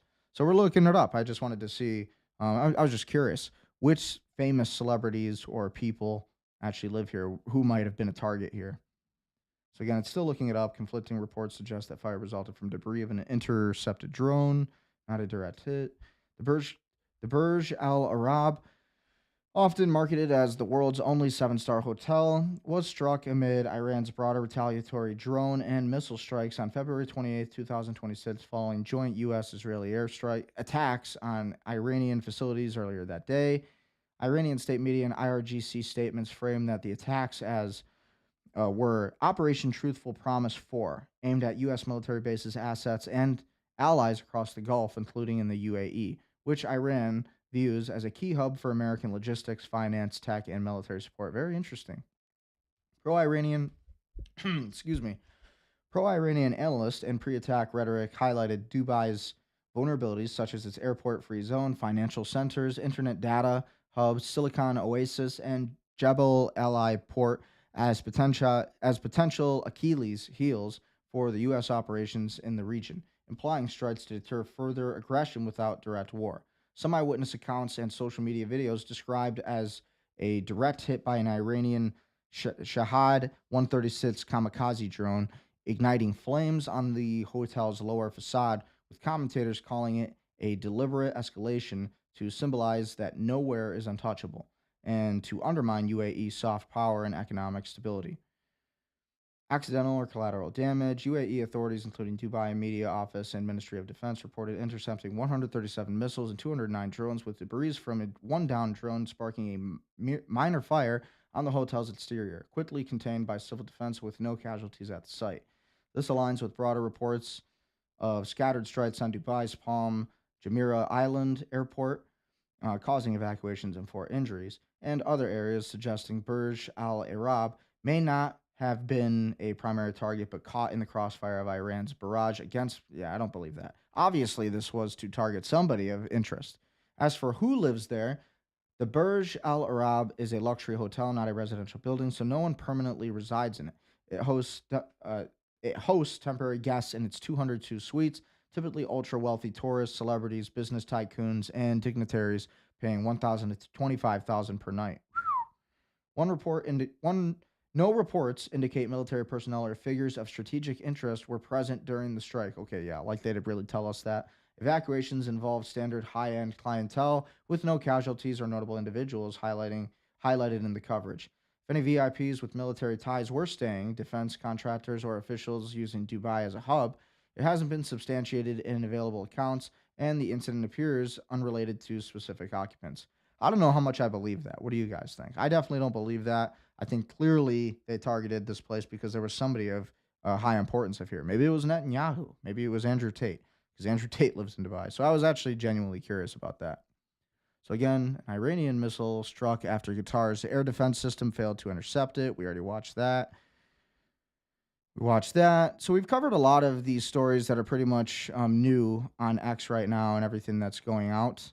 Again, so it looks like we have a community note on one of these videos that I bookmarked. This video shows a fire in part of Hudaydah, a.k.a. Hudaydah, on July 20th, 2024, caused by retaliatory Israeli strikes. So this is not from 2026, so that's important to note. Again, this was the actual statement that was made by Trump, and again, you guys can go back and watch that, but that was him essentially declaring war on Iran, and that was the big statement. Anonymous has been putting their videos out, and again, I did want to play this, and just I found this interesting. Let's hear what Anonymous has to say. A message from Anonymous. We are Legion. While you were sleeping, the U.S. and its controlling hand, Israel. This looks like it was just some random person who put on a anonymous mask, and they just wanted to make this under a dummy account, I'm guessing, like a bot account. That's my guess, because it doesn't look like the typical anonymous setup, right? With the green staticky television, with the creepy vibes. Launched Operation Roaring Lion. They want you to believe this is a sudden response to an existential threat in Iran, but look at the evidence, because you don't move 2 carrier strike groups and a global satellite mesh into position overnight. This isn't a reaction, but it's a pre-planned regime overthrow that's been sitting in a desk drawer for years. Decades more like. Waiting for the right crisis to justify the carnage. But while they drop bunker busters on Tehran to decapitate another nation's system, they are executing a different type of silent coup right here at home. Yes, he's talking about America. He should be, at least. The United States and the coup that's happening in America. This war that we're going to have with Iran will effectively destroy the United States and our power in the entire Middle East. So this is definitely a big problem. Under the cover of Emergency Directive 26-03, the predators of this administration are forcing a marriage between the states and the AI giants. They are using the Iran threat and Palantir. National security as a crowbar to install hunting. And then also Anthropic and Claude now. Tools. They're working with, or DeepSeek basically stole all of Claude and Anthropic AI companies, if you didn't know, which you can basically use these GPTs directly through ChatGPT, right? A lot of people use this every day for social media, SEO. They use Claude specifically for that. So everybody's using Claude AI, which is owned by Anthropic, which was basically hacked. And all of this data was stolen by the Chinese AI company DeepSeek, which essentially is a ChatGPT 2.0. And they stole all of this data from Claude, and basically it's become an entire danger to the entire U.S. military and our cybersecurity infrastructure. So all of that's under threat too. But all of this was under threat during, if you read the book Spy Fail, it talks all about this. It talks all about the entire United States and how we lost our power over cybersecurity and our control over cybersecurity a long time ago. Really during the Obama administration, but even before that. North Korea, a lot of different countries have attacked the United States and through cyber warfare. And it's probably what's going to be coming. And I believe that Israel, with it having all the power, all the data, owning Palantir, right? Alex Karp, he's Jewish, he's Israeli. With all of these things considered, I think what I see happening is a massive cyber attack. And I think the Iranians will be blamed for it, or the Russians will be blamed for it. It'll be anybody, maybe even the Chinese could be blamed, but ultimately it'll be Israel who does it. And that's my prediction. That's what I think will happen, but we'll see. Deep within our private networks. They tell us it's to stop Iranian hackers, but the real goal is the Genesis mission, which I've spoken about in previous videos, and it's a total merger of government authority and corporate AI. Sure. They are building a single, centralized nervous system to monitor and manage us, the people. And don't be fooled by the Golden Dome or the Iron Beam, because this war is their live fire laboratory. Yes. They are using Iranian lives and our tax dollars to field test autonomous drone swarms and brain computer. Because they want to see how fast their algorithms can unalive before they bring those same security solutions to our own streets. Yeah, that's 100% what's happening. All of this is a test run. They're trying out all of the new drone technology, and they're going to use this against the average populace. You watch and you wait. There's going to come a day where, Israel or whoever it is who has control over the AI, they're going to basically use everything that you've been seeing on X for the past couple years now. The drone warfare, the hunter-killers, all of these different forms of technology. The insectoid surveillance that we have, where it's a little fake. It'll be like a little fake mosquito or a little fake fly on the wall, but it's actually a listening device. These things are real. These are all developed by DARPA, the Defense Advanced Research Projects Agency, and the Lockheed Martin and Boeing, all these different companies, defense contracting companies, Tesla, SpaceX works on a lot of this, right? Starlink. We have all these different, this is what he's talking about. OpenAI, ChatGPT, PayPal, right? This is the PayPal mafia, how it all really came together. This is exactly who he's talking about. Elon Musk, Peter Thiel, Mark Zuckerberg, right? Elon Musk, Peter Thiel, Mark Zuckerberg. You have Alex Karp in this group. You have Larry Ellison, especially, acquired TikTok for $14 billion. Also acquired Paramount. And Paramount just acquired Warner Brothers. So pretty crazy. Money's being made. The Jews are doing very good. And the American people are not. The American country is not. And it's because, again, our politicians are corrupt. They are already whispering about a digital curfew here in the U.S. to protect the grid, and they want the power to flip our switch if we start seeing the truth. They want us scared, in the dark, and divided. The system doesn't protect us, but they want the Walking Dead outcome. They want the iRobot outcome. They want the Terminator 2 outcome. Elon Musk has said that many times. Not necessarily that he wants that, but that he sees that being a real risk. Processes us instead, and it's time we stopped feeding the machine that builds our own cages. Stay awake and stay united. We do not forgive, we do not forget. Anonymously enlightening out. That's not like the correct. Usually they'd say, we are Legion. But that's okay. They almost got it right. So yes, what do you guys think about the entire war happening? What do you guys think? This was Iran, or the IRGC officially closing the Strait of Hormuz today. This is Sepah Navy, Iran's Islamic Revolutionary Guard Corps Navy. From now on, all navigating through the Strait of Hormuz is forbidden. No ship in every type is not allowed to pass from a Strait of Hormuz till next notice. And they already had that in their doctrines, that they were allowed to close the Strait of Hormuz if they felt like they were under attack from the United States, Israel, or opposing nations. And again, this is going to affect trade, gas prices at massive levels. Okay, gas prices are going to go up. But on the flip side, if you're smart, if you have money to invest, you can make some money from oil futures. Oil futures are going to be going up probably.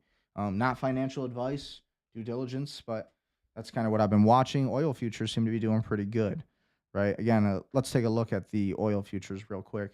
Hopefully this works. Goes to all of our markets. Futures. Let's take a look. So again, yeah, crude oil futures. Look at that. All the oil futures are up. Energy futures. Let's take a look at the oil futures and everything that's happening. Okay. When you're looking at all of this, look at these movers. Crude oil futures, Brent last day financial futures, micro WT crude oil futures, oil. New York Harbor, US, all the shipping, right? All the shipping, the exports, anything trade, all of these things are going to be going up. Henry Hub natural gas. Again, but the Dutch TTF natural gas is down, right? But I'm sure we all know that there's reasons for that. Anything that is like a U.S. owned company, our oil prices are going to probably be going up. So again, if you're smart, you're investing in futures. This is the only way, right? As the elites say, never let a good crisis go to waste. Okay, I'm not giving financial advice here, but that's just kind of where I'm sitting. The market's looking pretty stagnant. Everything looks the same as it was before. The fear and greed index is still at 16. We're still at extreme fear levels, so people are still feeling fearful of the markets. I'm curious to see where this is going to be tomorrow on Monday and where this is going to be, especially after the war announcements and all of those things. Okay, but again, Bitcoin's at 67,000. Ethereum's at 2,000. XRP's at $1.42. Binance is at 629. Solana's at 88 bucks. Tron is at 28 cents. Dogecoin at 96 cents. Cardano, 28 cents. Chainlink at $9.08. Monero's at $347.46. Stellar Lumens, which is XLM, 16 cents. So the crypto market's looking pretty strong. We got Litecoin at 55 bucks. Avalanche at $9.28. Shiba Inu's sitting at 0.055879. Who's invested in Shiba Inu? Who's still invested in the meme coins? We also have Kronos sitting at 7 cents or 0.7 cents. And then there's Trump's coin, World Liberty Financial. That is down right now. It's at 11 cents. Yes, 11 cents. And at 30th place, the number one cryptocurrencies. Then we go to the prediction markets, the PolyMarket. We have all of these different predictions, right? We have the Khamenei out as supreme leader. Yes, 99%. A lot of people made money on that. Elon Musk, all of these things, right? So what are the biggest ones? Politics we'll look at. What's trending now? Let's see. Who will Trump nominate for the federal chair? A lot of these are ended. Yep. Look at these results now. Crazy. So the markets are looking a little intense, unpredictable. But ultimately, this is where we're at. How do you guys feel? Do you guys feel good? Let's see where gold's at. Gold prices seem to be $5,294.20. Silver's at 94 bucks. Platinum's at 2,375, and palladium's at 1,816. Then at the end of the day, be sure to work with Gold Shark Media. You need to grow your business and entrepreneurship. You want to grow your business and marketing. Work with me. We build AI lead generation systems. It takes me about 48 hours to 7 days, depending on what the project is. I have a team that helps me out, and they're pretty good people, pretty good at what we do. And so it's a lot of fun. I like building AI CRMs. It's kind of a hobby of mine, but I turned it into a business. So you need to manage your leads. You need to manage your websites. Guess what? We own a CRM that does all of that for you. So you can hire us as a digital marketing agency, and we'll just set up your entire CRM. We'll be your digital marketing mechanic. Consider us that. We're just going to fix whatever problems you got in your business. We'll be the freelancers. We'll do all the work. But the goal is we're going to build an AI system, not just an AI system, but a system, an automated system that gets leads for you, follows up with your leads for you, and does it in a manner that's not going to be, it's not going to break in your attributes. It's not going to break when you're reaching out to people. It's pretty organized stuff. Pretty powerful technology. And again, we have the ability to build AI agents. We have the ability to build powerful CRMs that, again, integrate Facebook ads. Again, we have website hosting, domain hosting, all these cool things. And then if you want to use our own software, these are our prices listed on our website. This is not the price to work with us for digital marketing. That all varies. Again, that price varies on your project, but if you're going to use our software, if you're going to use our own CRM, which again allows you to do some pretty cool stuff, right? You're getting everything you need out of it.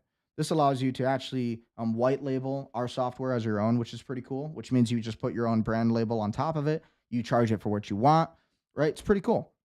And at the end of the day, we also have priority tech support, performance guarantee. We got the branded portals for your clients, WhatsApp plus iMessage deep integration, conversational AI employees, support agents plus sales assistant. All of these things we can build for you. We even build the knowledge base within these AI agents.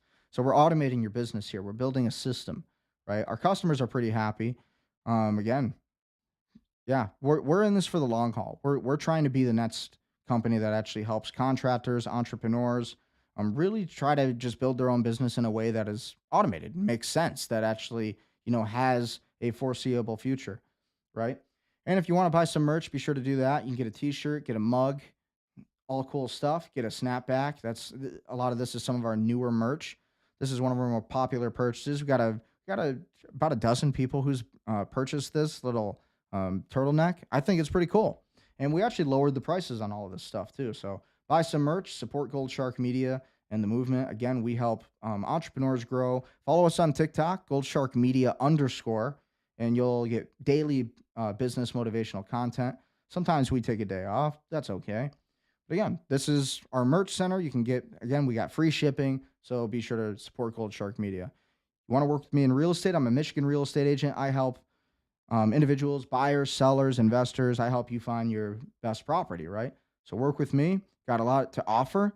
Again, book a call on my Calendly if you want to talk to me. It has everything here that you're going to need, that we're going to discuss, everything that we're going to talk about. I'm working with a client right now. We're trying to schedule showings. They're an out-of-state investor, and they're looking to get a 1031 tax exchange. Do you know what a 1031 is? If you don't, work with me, and I'll teach you what a 1031 is. I'll teach you how it works, and I'll teach you how we do it with our other clients, how we find them passive income. Nothing more important during a war than passive income, making money, and really making money for your family above all else, right? Testimonials we got here. Again, Gold Shark Media, access to that if you're looking for that. And then I also plugged in our this real estate course that I created for future real estate agents. It's got 1,300 plus state exam practice questions, 200 plus vocab terms, chapter lesson ebooks. This is an online course, a study guide to become a real estate agent. Okay, so this contains pretty much everything that you're going to see on your state licensing exam. Okay, and then you're also going to get everything that you're probably going to see in your 40-hour course, your required 40-hour course in most states that you're going to be required to take. Okay, so you typically, before you become a real estate agent, you got to get your real estate license. And the only way you get that real estate license is you got to take a 40-hour course in most states. And then you have to pass that final exam in that class. And once you pass that final exam, you have to take the state exam on a separate date. And that test is way harder. A lot of people fail it. The average person in real estate will tell you that they passed the first or second time, but guess what? The truth of the matter is most people take about 4 to 6 attempts to pass the real estate exam. So you buy this once, you keep all the value forever. You keep 1,300 practice questions that are directly from the state exam textbooks and the resource textbooks, all of it, directly from it. You want to make more money in your life, you want to make some commissions, this is where you should do. Get a real estate license.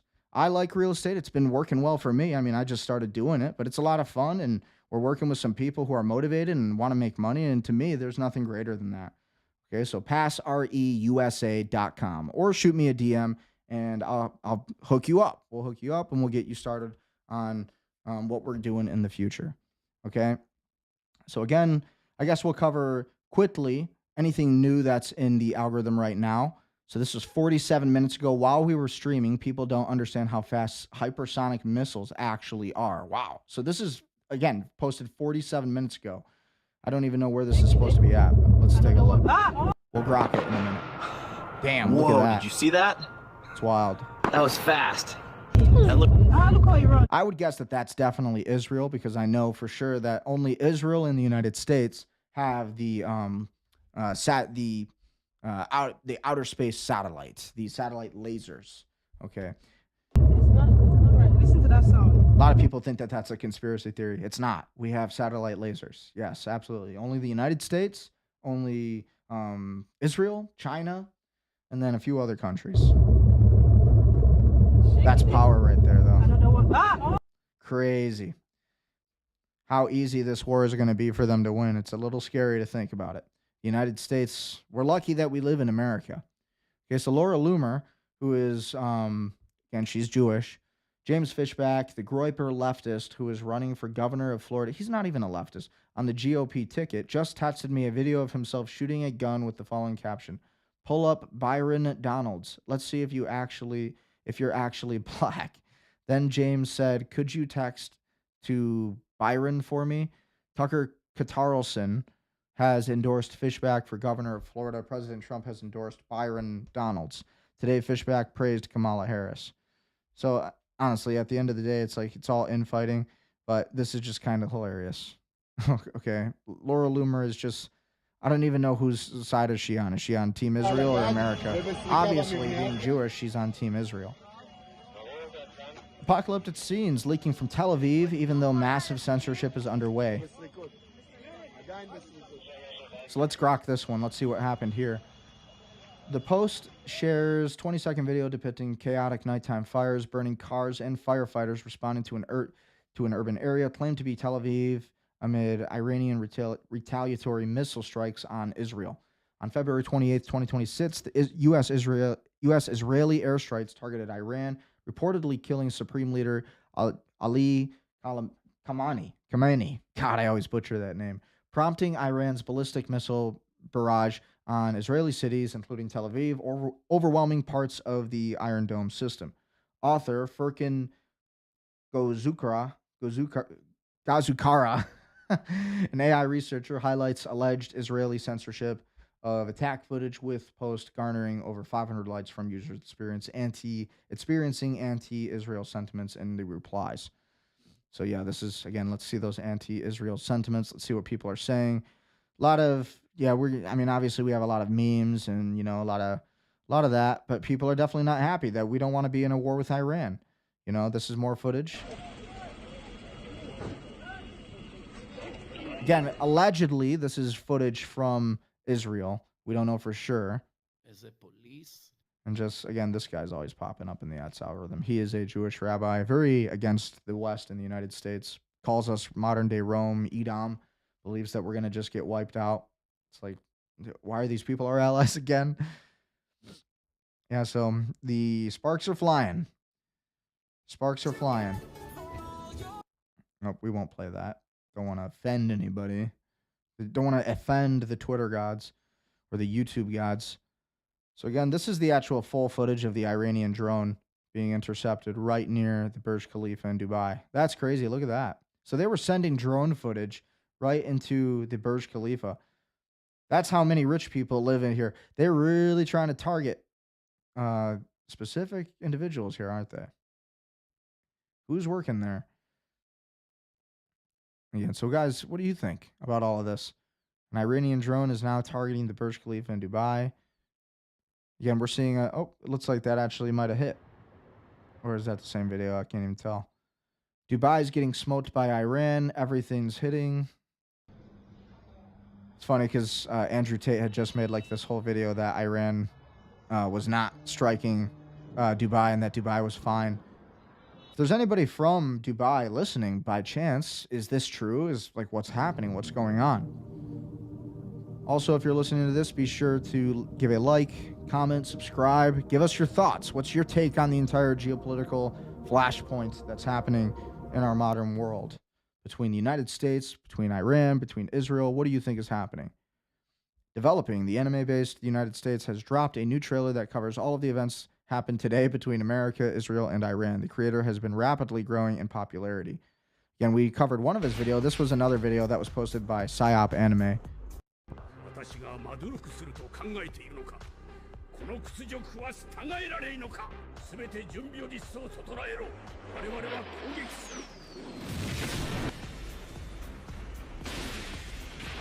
Woo!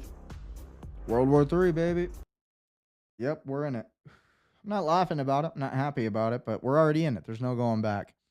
What's this? So this was posted 1 hour ago. Again, while we were streaming, this came out. Al-Qaeda is demanding that Muslims around the world side with Israel against Iran in current conflict. A top commander has stated that Iran is a seditious state that conspires against Muslims. Whoever acts against Iran, be it Israel or anyone else, we fully support them. What? Okay, that's a little fishy. See, to me, there's two outcomes here. Either this individual is an Al-Qaeda fighter who is actually Israel Mossad. And again, this is a very common thing. ISIS used to be called the Israeli Secret Intelligence Service. A lot of people don't know that, but all of us in the intelligence world do. We do know this. And when we look at these individuals, it kind of makes me wonder, is this really Al-Qaeda? Or is this somebody who's Mossad portraying to be Al-Qaeda?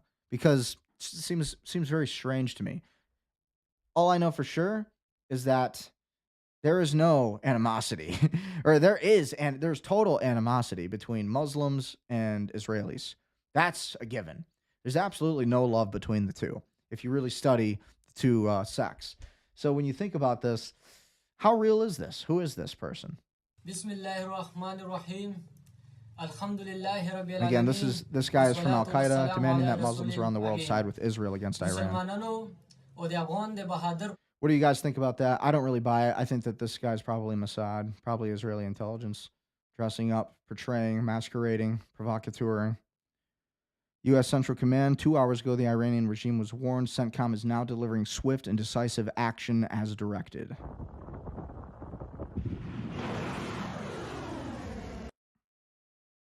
Bombs are flying. World War III has begun. How do you guys feel about everything? How are you guys feeling about the entire operation itself? Oh, don't want to play that. Some of this stuff is inappropriate, right? You never know you never know what's going to pop up on X, but we're covering all the most recent events that are happening in the algorithm right now. So again, before we wrap it up here, we'll wrap it up here because we've been streaming for quite a while now. We're almost at 2 hours, so we'll wrap it up here in another 10 minutes. But this is the current algorithm and everything that's happening. CENTCOM drops footage of HIMARS following ATACMS at Iranian radar and missile launch positions across the country. Again, so it looks like, America's dominating. The United States is dominating, and Israel's also dominating. Clips from Nick Fuentas are definitely coming up in the entire algorithm. I'm just seeing that a lot. A lot of Nick Fuentas clips because he was right, pretty much vindicated. I don't know, should we listen to another Nick Fuentas clip? What we have created is a nuclear power with a very sophisticated conventional military and intelligence apparatus, and we have handed them control over one of the most important regions in the world. Yep, we're going to play it because I think what Nick has to say here is rather important. When Iran is defeated, they will have 300 nuclear bombs. No other country in the region has them. They will have a qualitative military edge, which is guaranteed by an act of the U.S. Congress. Do you know that? The United States can furnish other Middle Eastern countries with weapons, but we are bound by law that we cannot give any country more weapons than we give Israel. If we give Saudi Arabia F-35s, we got to give Israel twice as many. It's crazy, and it's so true. I love that Nick's saying this. Absolutely facts. If we give Saudi Arabia the latest and greatest F-35, we got to give Israel something even more advanced. By law, we are required to furnish them. They are entitled to a qualitative conventional military edge with air power, missile defense, probably soon to be AI and other things. Oh, yeah. Like I was saying it before, Israel controls the AI, and that's how they're getting the intelligence on everybody, right? Palantir. And we're using that technology. So they will have a nuclear arsenal. They will have the qualitative conventional edge. They are an intelligence superpower, and they are influential in the court of the United States. So in the end, if some other country becomes a problem, in the event that that's even possible, they can always call the White House reliably, and we'll bail them out. Yep. Every time, every single time, like clockwork. And they'll even say Israel first with it. Our own Congress people. What we have effectively created here, this is the point, is a rival superpower. What we have created is a nuclear power with a very sophisticated conventional military. And here, all this time, we could have just sided with Russia. We could have been buddied up with Russia, the second place nuclear superpower. We could have easily sided with them. And if Trump had been elected in 2020 versus Biden, I do believe that there might have actually been some kind of agreement made with Russia. Then again, look at what we're seeing now. Maybe not, right? Maybe it would have just been the exact same outcome. Maybe Trump was always just supposed to be, hate to say it, a sock puppet for Israel and Netanyahu. Intelligence apparatus. And we have handed them control over one of the most important regions in the world. Most important choke points, trade routes, energy, some of the most cash in the world. How much cash is in the sovereign wealth funds of the Saudis, the Emiratis, the Qataris? Yep. That's all theirs now. And as the United States, or rather as the world order, undergoes a revolution, as China rises, India rises, Yep. As the world transitions from They're all going to team up against America. unipolar to multipolar, as we enter the age of complexity, of complex interactions between all states and all peoples in all states, who will benefit from the arbitrage? Israel. Who will be the ultimate middleman between China and the United States, between India and Pakistan, between Turkey and Greece, Israel. between Asia and Europe, Israel. between the Indian Ocean and the Mediterranean Sea? Israel. It's going to be Israel. Ding, ding, ding. And so that's where we're at. That is why the United States went to war with Iran. That is exactly and precisely the reason why. For Israel. For the record, Germany is obliged by international law to arrest Benjamin Netanyahu. They're not going to do it, though, will they? And again, this was the news that the wing of Zion, Netanyahu's prime ministerial plane, took off from Nevatim Air Base today at 12:10 p.m. It flew off the coast of Israel for about 4 hours before flying into Berlin. It landed in the German capital this evening at 8:30 p.m. Huh. Isn't that crazy? So again, that was the confirmed information. See you later, suckers. Yeah. Oh, man. Yep. He's running away. He's getting away with it. That's crazy. But this is something to think about. This was Gaza in 2023. Look at this photo. Look at this photo. Look at this photo. Then Gaza 2026.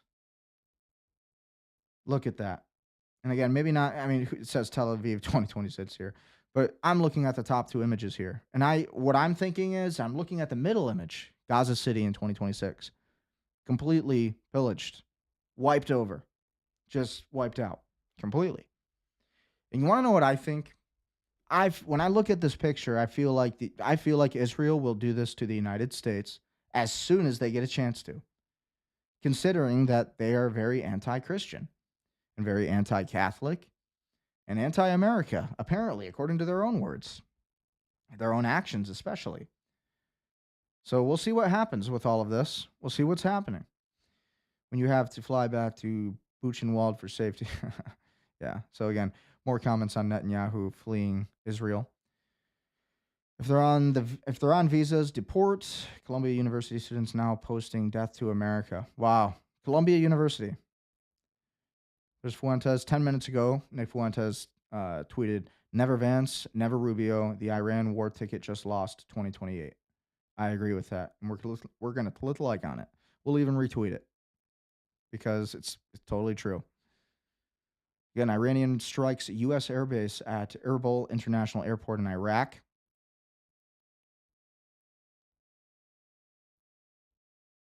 Yeah, a lot of big things happening. Banner flying above the Imam Reza Shrine in Mashhad has been swapped out for the one that represents grief and retribution following confirmation of Khamenei's killing.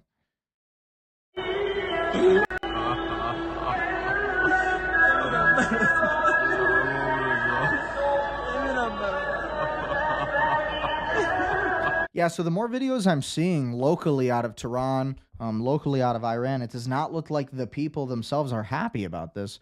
U.S. media is stating that, the Iranians and the natives there want a regime change. I don't see any of that. The videos that I've been seeing are people who seem to be mourning Khamenei's killing. Again, we're not taking sides here. I'm not taking the side of Iran. I ain't taking the side of Israel either. I take the side of none of them. I take the side of America first. But it is important to cover these issues and, the significance of them and how they affect our future, what's happening and what's gonna happen to America because of it. Total defeat. And it's very sad. As an American watching this, it's just like, dude, that's gonna be us soon. When I see us doing this to other nations, I see cockiness, I see arrogance out of the West. And this is what destroys empires. This is what destroyed the Romans. And the Jews know this. They're using it against us. They're exploiting our weaknesses and our ignorance to history. More footage of extensive destruction coming out of Tel Aviv. Looks like Tel Aviv's been taking some hits. Again, that was posted 13 minutes ago by the War Monitor account. Follow him on Twitter X, great account. We already watched that video.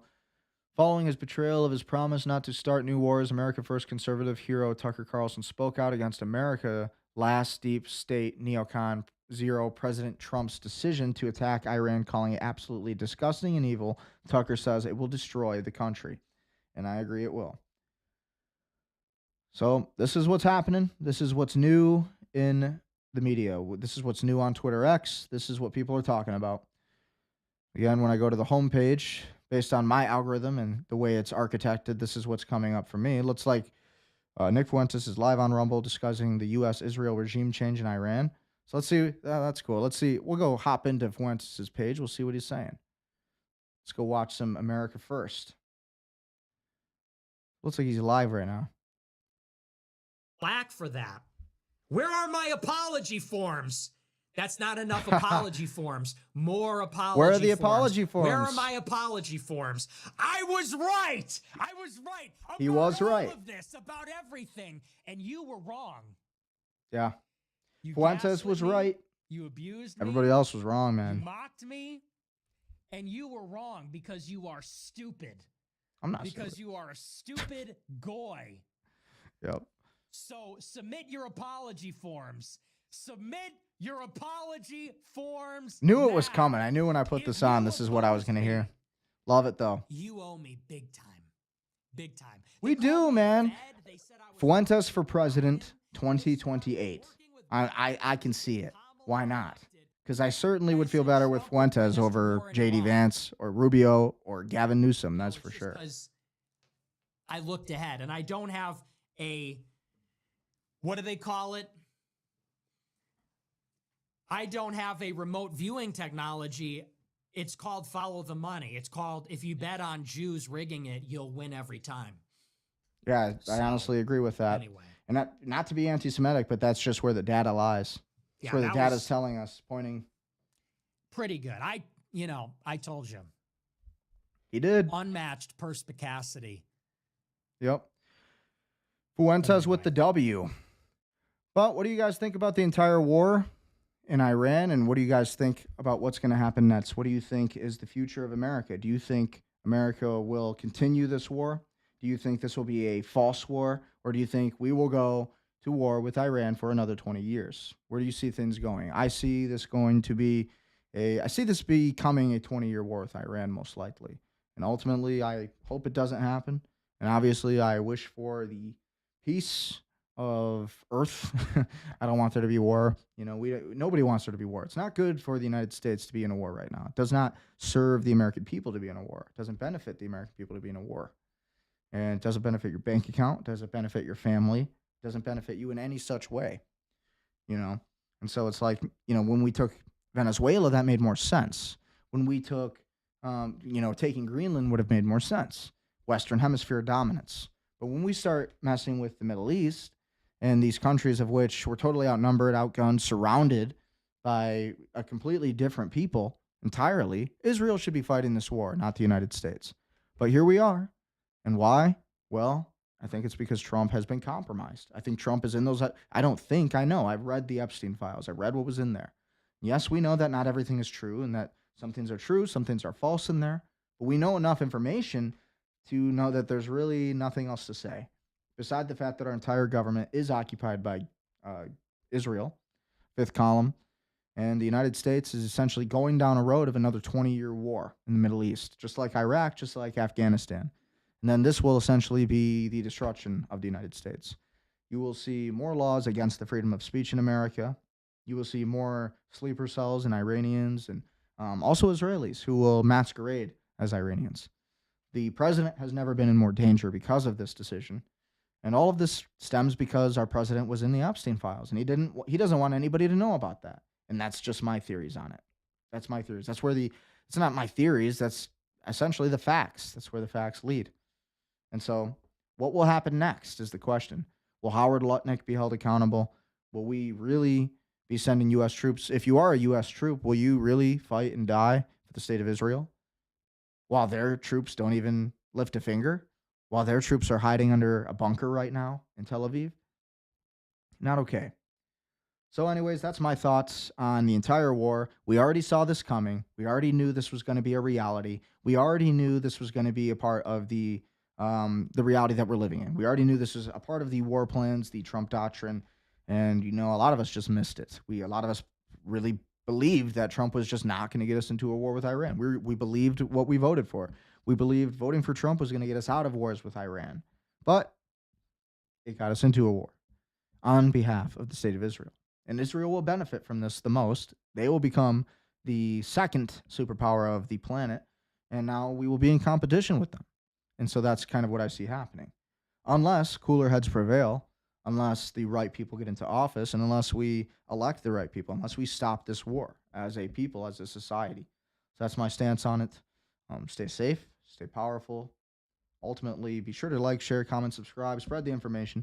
Doing this live stream to not for my own benefit, just because it's fun. I like covering information. I like covering the news. I like covering all the trending topics in the media. So with that being said, that's all I have to say. Be sure to like, share, comment, subscribe.